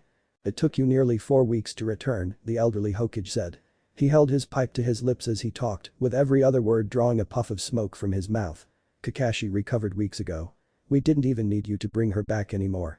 Off in the corner of the room, Sasuke and Sakura were being tended to by a wholly uninterested Kakashi. His finger tapped at the pocket strapped to his left knee, the same one that Naruto knew contained his adult literature. He seemed hesitant to take it out, however, and Naruto also knew the reason for that. She was currently blitzed on the other side of the room. Listen, I never said that I would get her back in time. I just said that I would get her back and that she could be able to heal him faster. As far as I'm concerned, I've completed both parts of my end of the deal, so you need to do the same. Pay up. Behind him, sprawled out on the couch located off to the side of the Hokage's office, Tsunade cackled. The bottle in her hand was almost as long as her torso, but the Sannin didn't seem to mind its weight in the slightest. The clear liquid inside of it sloshed messily as she damn near cradled it in her arms. Shizune, who sat on the edge of the couch, looked about as exasperated as a person could be. We both know that you have failed in the spirit of the mission. Were this a real scenario you would have cost people their lives. I don't remember us having to appeal to some mystical mission spirit, Gramps. Besides, we both know that, had any important lives been in danger, that I would have acted differently. You're splitting hairs. Fulfill your end of the bargain." The two, elder and child, glared at one another as if the other's very presence had irritated them more than anything else in the world. After a minute of this, they broke eye contact. Hiruzen reached into his drawer and pulled out a folder. It was thicker than his head. Holy Sakura started, but Kakashi placed a hand on her shoulder. The pincat looked as if she wanted to continue, but she refrained from doing so. "Is that my criminal record?" Naruto asked. A golden eyebrow quirked. "Huh, smaller than I thought it would be." "Do that?" Hiruzen quirked his own eyebrow. He opened the folder, which was labeled alphabetically, then isolated a certain section. Instead of crimes, however, it was just more categories. "This is your index, Naruto," Hiruzen said. "We use it when we have to categorize your crimes. Your real criminal record is kept in Sub-Basement 3. I wasn't aware we had a Sub-Basement 3. We didn't. We created it when you blew up Sub-Basement 2 and we no longer had a place to keep all your records. We figured that as long as you didn't know they existed, you wouldn't try to blow them up again." Naruto nodded, the idea making perfect sense to him. "I will admit, it will be nice to have an entire floor of the establishment open to use for something other than keeping track of your various crimes. Just please don't get into enough trouble to warrant the need for it again." And Naruto didn't answer, instead choosing the smirk wildly was something that unnerved Hiruzen to no end. Still, a promise was a promise, and having Tsunade back in the village was something that bolstered their forces immensely. Hiruzen turned to the tome and activated a low-level fire technique. It set the pages aflame, and soon there was nothing left of it besides the soot marks on his desk. "You may take the rest of the day off, Naruto. If I have to think about you at all during that time, I'm arresting you for treason." Naruto cackled but didn't argue the threat. He was on his feet in a second and out the door in the next. "Wait, wasn't he supposed to train with us?" Sakura asked. Emerald eyes darted around the room but could find no trace of the orange ninja. Kakashi sighed. "He's already missed practice for the last couple of weeks. What's another one?" XXX. To say that Naruto was intrigued as to the urgency of his ward summons would be an understatement. Throughout the entire time that the two knew each other, there was only ever one instance where the fox would actually demand something. And that was to get away from an Uchiha. So, to have Kurama all but rush him toward something instead of away from it was a welcome, if unexpected, change. "Are you going to clue me in ever?" Naruto asked. His sandals made dull thuds in the rooftop tiles as he bounced across them. The people on the streets below blurred by in a stream of indistinguishable colors. For a while, the fox stayed silent. It wasn't until they were a few street blocks ahead that he responded. "I sense a disturbance in the force." Naruto, surprised, almost landed wrong. He twisted on his foot at the last second in order to regain his balance before pushing off to the next roof. "You, want to elaborate?" Naruto asked. He heard chuckling in his head and that was never a good sign. "One of my siblings is here, brat. And would you believe it? It's my dear, stupid youngest brother." Naruto took a second to digest that information.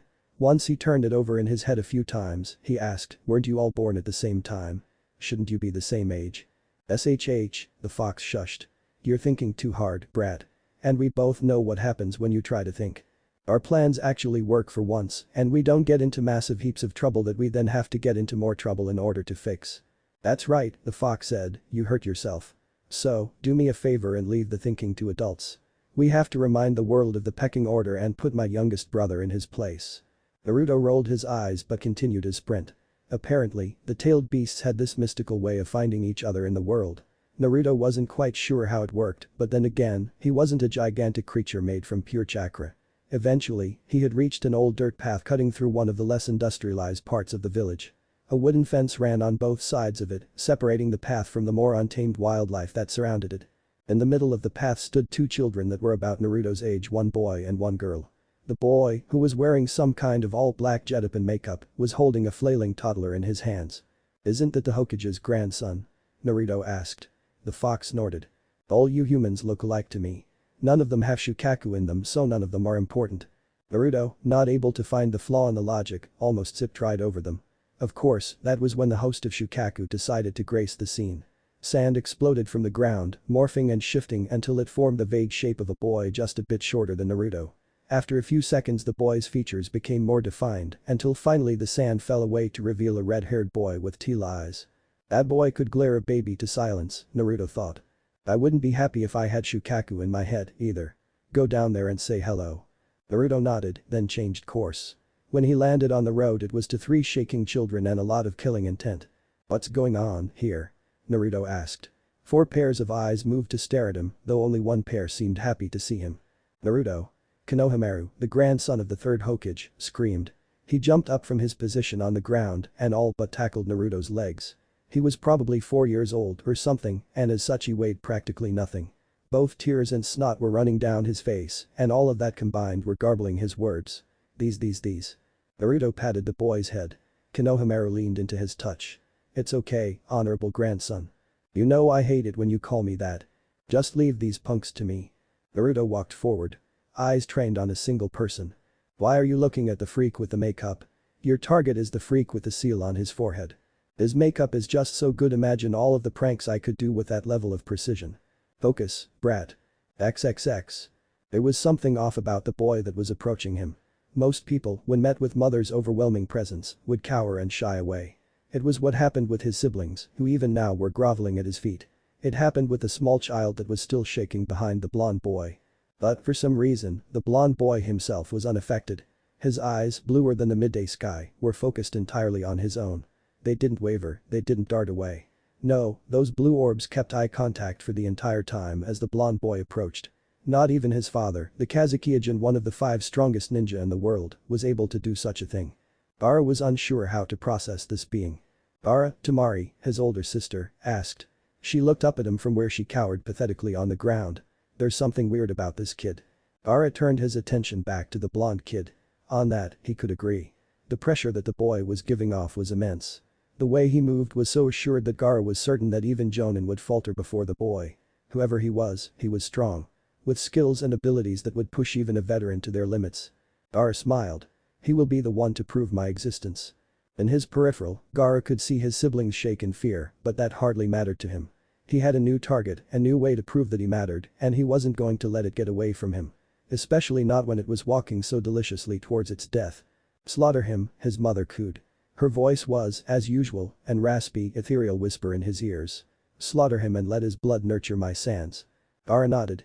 He raised his hand, and the several tons of sand that heated his beck and call rose to comply with his demands. The day was a good day. XXX. Whoa, Naruto thought as he approached. Is he controlling the sand? The fox answered, but not until after a few seconds. Oh, yeah. Right. Shukaku does that. Just blow it away with a swipe of your tails or something.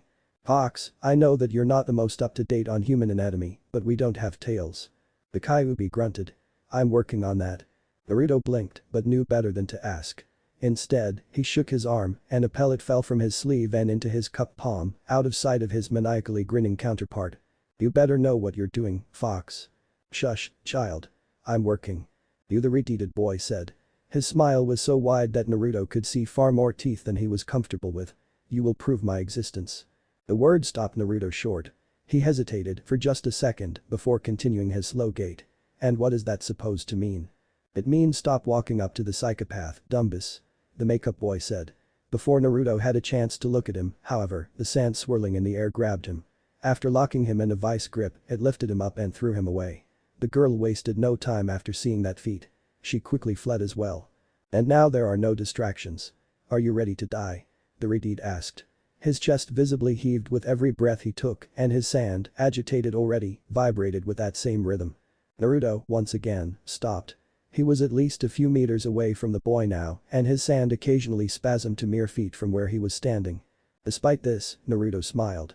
Unlike his counterpart, the smile was jovial. I'd rather not die today, thank you. The retard laughed. It was a twisted thing rising and falling in both pitch and volume. It cut off abruptly before starting again, as if the boy wasn't in complete control of his own emotions. But that's where you're mistaken. You don't have a choice in the matter. You're going to die today. The sand shot forward. Thousands upon thousands of minuscule grains of gold slithered through the air as if snakes. They covered the distance in seconds. Naruto continued to smile. XXX. There was a bang, and Gara flinched as a flash of light engulfed the area. His sand stopped, frozen in the air as if arrested by some invisible force, then fled back to him. It curled around him almost protectively before snaking out cautiously. What? Gara asked. His eyes opened slowly, still partway blinded by the sudden flash. Where did he? Flashbang, the infuriating blonde said, though he was still nowhere to be found. With chakra, you can make one easily and effectively. I started making them when I was 5. Haven't looked back since. Come out, coward. Gaara yelled. His sand lashed out, striking at the fragile wooden fences and reducing them to little more than splinters. Fight me like a man. The boy sked. His voice echoed around the area, but Gaara could not pinpoint the location. No matter where he turned, the boy's voice seemed to come from everywhere at once.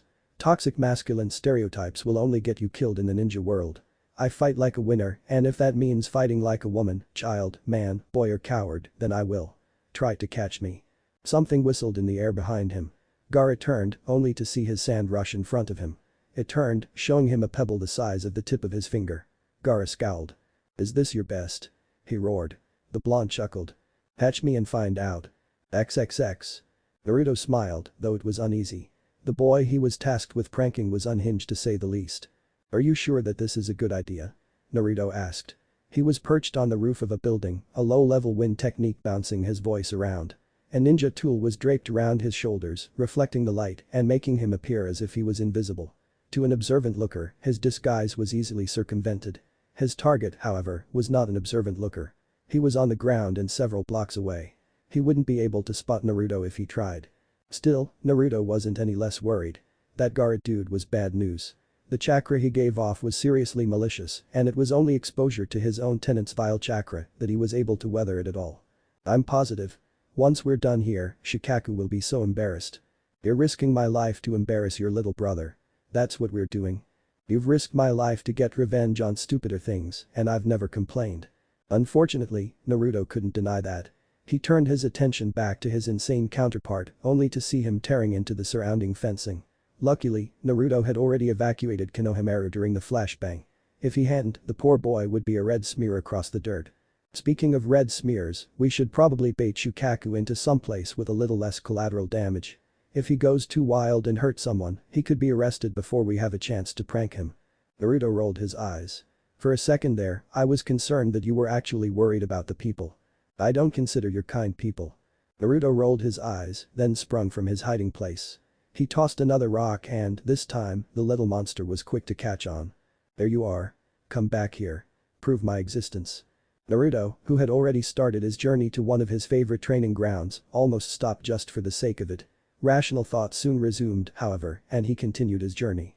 Gaara was quick to pursue. I wonder if that has ever worked. Naruto pondered. Asking someone to stop. I'm sure that it had to have, at least once. Are your thoughts ever productive? The fox asked. Are yours ever helpful? XXX. Perhaps, Gaara mused, he was wrong about this one. Where before the blonde pest seemed so interesting and strong, now he seemed no better than a fly. He flitted across the rooftops at a speed that Gaara was hard-pressed to match. After a few minutes of chase, the Redeed was forced to resort to letting his sand carry him after his prey. He tried not to use this mode of transportation, as it was tiresome, but he couldn't let his prey escape, not after he had already claimed it. To do so would imply weakness, and the weak didn't deserve to exist. Gaara would keep existing. He was strong, and thus he deserved to exist. Killing this fly, as evasive as it was, would prove his existence. He pushed himself a little harder. The fly, upon noticing that he was gaining, sped up as well. It ran to a gate, a rather large one, and in a single bound hopped over it. Gaara didn't see it land on the other side, but he knew that it was over there. He tipped his hand, and his sand obliged. He was up and over the fence in moments. I will prove my existence. Gaara muttered. Yes, his mother cooed. Rend him asunder. XXX. Hey fox? Naruto asked. He pressed his hand into a nearby tree, effectively tagging it with his chakra. A blue handprint glowed on the bark for a few seconds before fading away. It didn't do anything beyond serve as a waypoint, but that was all that he needed. Didn't I tell you that I was busy? The fox asked. Still, Naruto felt the grumpy old Vulpine's consciousness. He was paying attention. Yes, yes, Naruto said, essentially waving off the fox's ire. Behind him, he could hear the unmistakable sounds of Gaara's sand tendrils destroying the trees of the forest of death. I just wanted to let you know that I hate you. I hate everything about you. I even hate the color of your fur. The wind howled, and Naruto pulled himself flush against the trunk of a tree. Bullets made entirely of sand zipped past him with all the speed of something trying to kill him. Naruto watched as they passed, waited a few seconds to make sure that the barrage was over, then sprinted off into a different direction. He listened as Gaara continued on a path that he assumed Naruto was still going. Then the forest went silent. Naruto didn't stop running, however. In just a few seconds. I see you. The beast roared. The sound of crushing and tearing bark resonated throughout the normally dangerous forest once more. You love me, the fox finally responded, either wholly ignorant of the deadly game of cat and mouse that his jailer was being forced to play, or uncaring. And you're going to love me more once I'm done with what I'm doing. I would appreciate it if you let me do that. Wind howling. Naruto ducked. Sand bullets rushed past once more, embedding themselves into the wood of the tree that Naruto was standing on. Whatever you're doing better be worth it. Naruto growled. He shook his sleeve and was relieved when another flashbang pellet fell into his hand. So, he still had some more. It will be. Trust me. Just promise that you'll let it happen when I'm done. Naruto frowned. You're nowhere near trustworthy enough to get me to make that promise.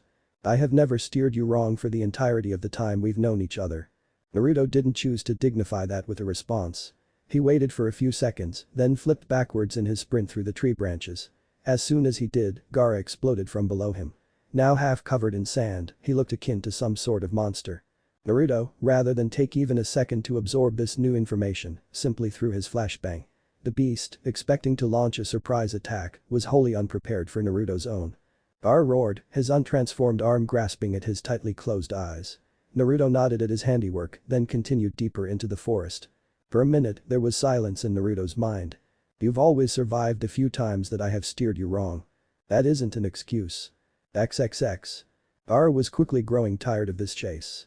The blonde fly, as weak as it was crafty. Every time that Gaara came close to catching it, it would employ some other cowardly trick to escape. Once, it used a chakra pulse that it embedded in a branch. The foothold exploded, plunging Gaara down to the forest floor. Luckily, he was quick-witted and he allowed himself to transform. His sand arm, large and monstrous, was strong enough to stretch and grab a different branch. Using it, he hoisted himself up in almost no time at all.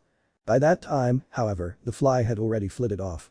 It moved as silently as the air, somehow, and it took Gaara sending out his third eye, a sand eye that he could freely control and see through to find him again. From then it was more of the same. Gaara would catch up and the fly would employ some trick. Gaara would be immobilized and then the fly would run off somewhere where Gaara couldn't see it. Gaara would then use his third eye, find the fly, and the chase would be on again. This was too much. Gaara wanted his blood. Let me free. His mother demanded. Her roars bashed against his skull. Gaara had to stop his rampage in order to grasp at the mind-splitting pain. I can kill him for us. And no, mother, not yet. We aren't supposed to let you free until. I don't care about the whims of man. His mother howled. I just want his blood.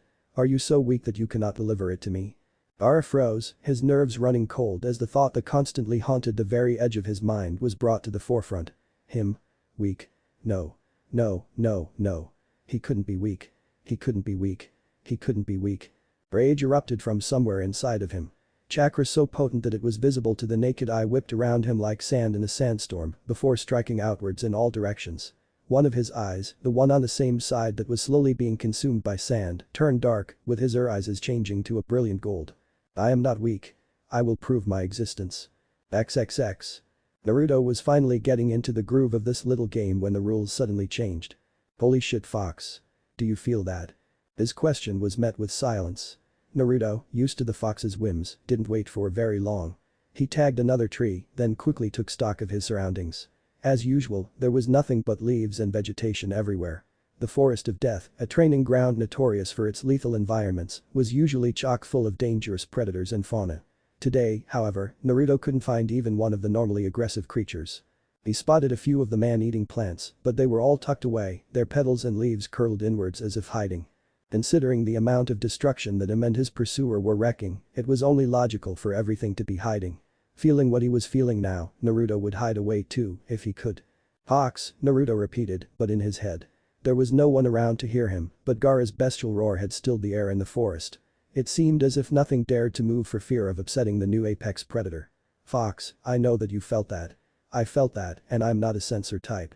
Whatever you have me fighting, it just took off its damn kitty gloves. Get me a plan or I'm getting out of here. Destruction started again, and Naruto cursed as he looked to the sky. An eye, again, made of sand, floated just above the highest branches. Naruto fished out a kunai and threw it. It sailed true, striking the eye and dispersing it. It was too late, though. The monster knew where he was. Fox! Naruto yelled. That got a reaction. 5 minutes. The fox shouted. He was finally sounding as panicked as Naruto felt. Hold out for 5 minutes and everything will be golden. This goes a little beyond the parameters of a prank, Kurama. Your little brother is trying to kill me. He's trying to kill us, the fox corrected. I'm as deep in this shit as you are. We can't back out now. Might as well ride this fucked up roller coaster to the end. Naruto nodded before focusing his chakra. The chakra tags he left everywhere glowed and he had a vague sense of where they all were. They resonated in what was vaguely a line from the outer edge of the forest. Then that means that the center is this way. Naruto turned. Fortunately, the monster wasn't between him and his destination. Unfortunately, it was still closing far faster than he would have liked. The sound of chaos and destruction was quickly getting louder. At the rate it was going, it would be on top of him in less than a minute. Naruto took a deep breath. Well, I always did say that I'd go out swinging. He then braced himself and pushed off the branch. He was already starting to tire, but now was not the time to complain. He had a prank to finish. XXX. He's nearby. I can smell the fear in his blood. We will feast soon, mother. We will prove our existence. XXX. Fox. I'm scared. I'm just going to come out and say it. I'm terrified of what is going to happen next. Naruto flinched when another concussive blast of wind was launched at him. Quick blue eyes scanned the forest and he managed to find another target.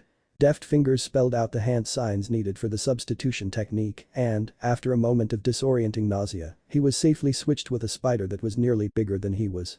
That spider was now nothing more than green viscera spread across several branches, but better than him, right?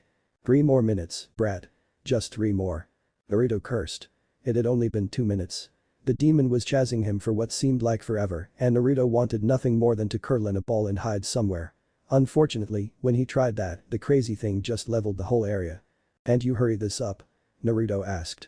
Sand bullets whizzed through the air towards him and, unable to do anything else, Naruto brought up his arms. He coated them with as thick a layer of chakra as he could, an act that was more brute forcing chakra into his arms than anything with a modicum of finesse, and braced himself. The resulting impact hurt like hell, but at least he still had his arms. He shook the pain out of them, most of it due to him forcing an absurd amount of chakra to someplace it shouldn't be, and took off once more. He was catching glimpses of Gaara every so often, meaning that the little psychopath was nearly on top of him. If I could, don't you think that I would have by now? I've been going on overdrive since the stupid raccoon started shooting bullets at you. That was nearly half an hour ago.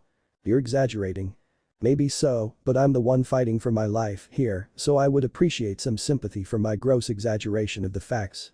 More sand bullets came, but this time Naruto was out of ways to circumvent them. He was too tired to muster up enough energy to use a technique, and doing that chakra trick again would explode his arms. He tried his best to dodge, curving his body out of the way of the first few. The last 2, however, found their mark and searing pain shot through his shoulder and his side. "Fuck." Naruto screamed. He clutched at the wound in his shoulder but didn't stop his run. Behind him the beast was cackling at his first successful shot. The sound sent shivers down his spine. "We're out of time, Fox. 1 minute. We don't have a minute." Naruto snarled. Gaara had caught up. Rather than travel across the branches, he burst through them, shattering the wood across his flank. Now, as close as he was, Naruto was able to see the insanity in the boy's eyes. His pupils, which Naruto swore weren't heterochromia before, were wild and unfocused. Spit trailed from his mouth as he cackled. "You're mine," he screamed, his words taking on a deep double timbre. He raised his large transformed hand and thrust it forward. Naruto, despite his injuries, managed to toss himself to the side. The jab went overhead, tearing a chunk of the tree out. "Not this time," Naruto said. His words came out pained and muffled, but he was sure that the crazed predator heard him.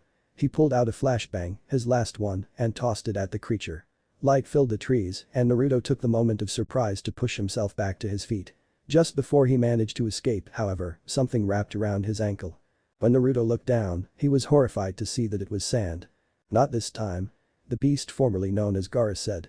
His voice was almost sing-song as he said it, alluding to the fact that the bloodthirsty savage was mocking him. Somehow, that made it scarier. "This is going to suck." And suck it did. Gaara heaved, willing his sand to swing Naruto through the air. The blonde braced himself, crossing his good arm over his face. It didn't help much when Gaara decided to let go. Naruto was sent flying, crashing through several branches before his momentum finally bled out. His back hit the trunk of a particularly sturdy tree, knocking the air out of his lungs. Stars in his eyes, Naruto almost couldn't focus on the incoming pain that was associated with falling face first into the rough bark of a branch. "Kurama. Everything hurts. I don't think I can make it. 30 seconds, brat. You can do this. I can't hold on anymore. You're stronger than this, brat. Hold on." The branch heaved, the sudden movement dragging Naruto back to the physical world. He opened his eyes, an act that was akin to lifting a mountain, and raised his head. Stomping towards him was the sandy behemoth itself. Half of Gaara's body was grotesquely large, bulging out farther than his normal body would allow. Deep purple lines ran across the monster's pseudo-skin, alluding to the inhumanity of it. Then again, nothing about Gaara seemed entirely human, even when he wasn't half possessed by his tailed beast. "Any last words?" the younger Jinchuriki asked. He stalked towards the boy, and everything about him seemed threatening. "I lived a good life.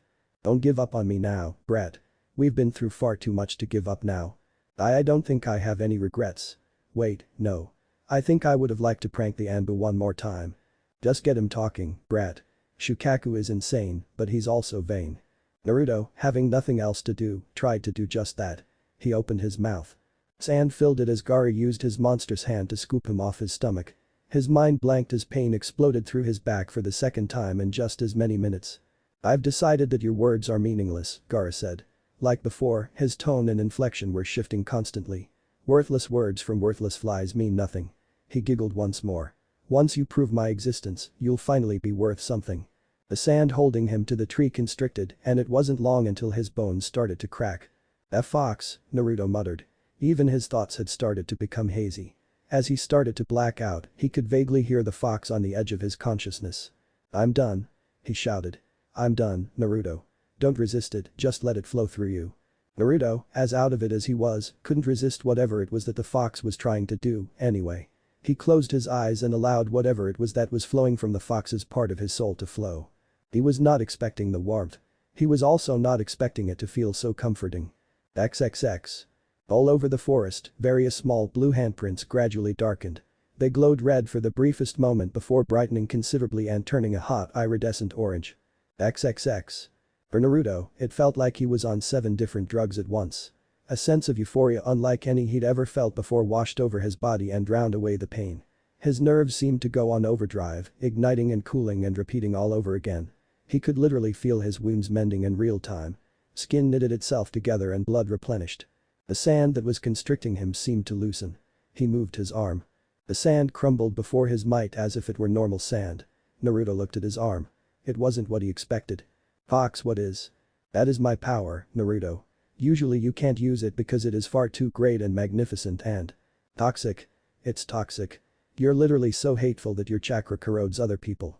"Yes, I am amazing, aren't I?" the fox continued. "But yes. Usually, my power would be too corrosive for you to use.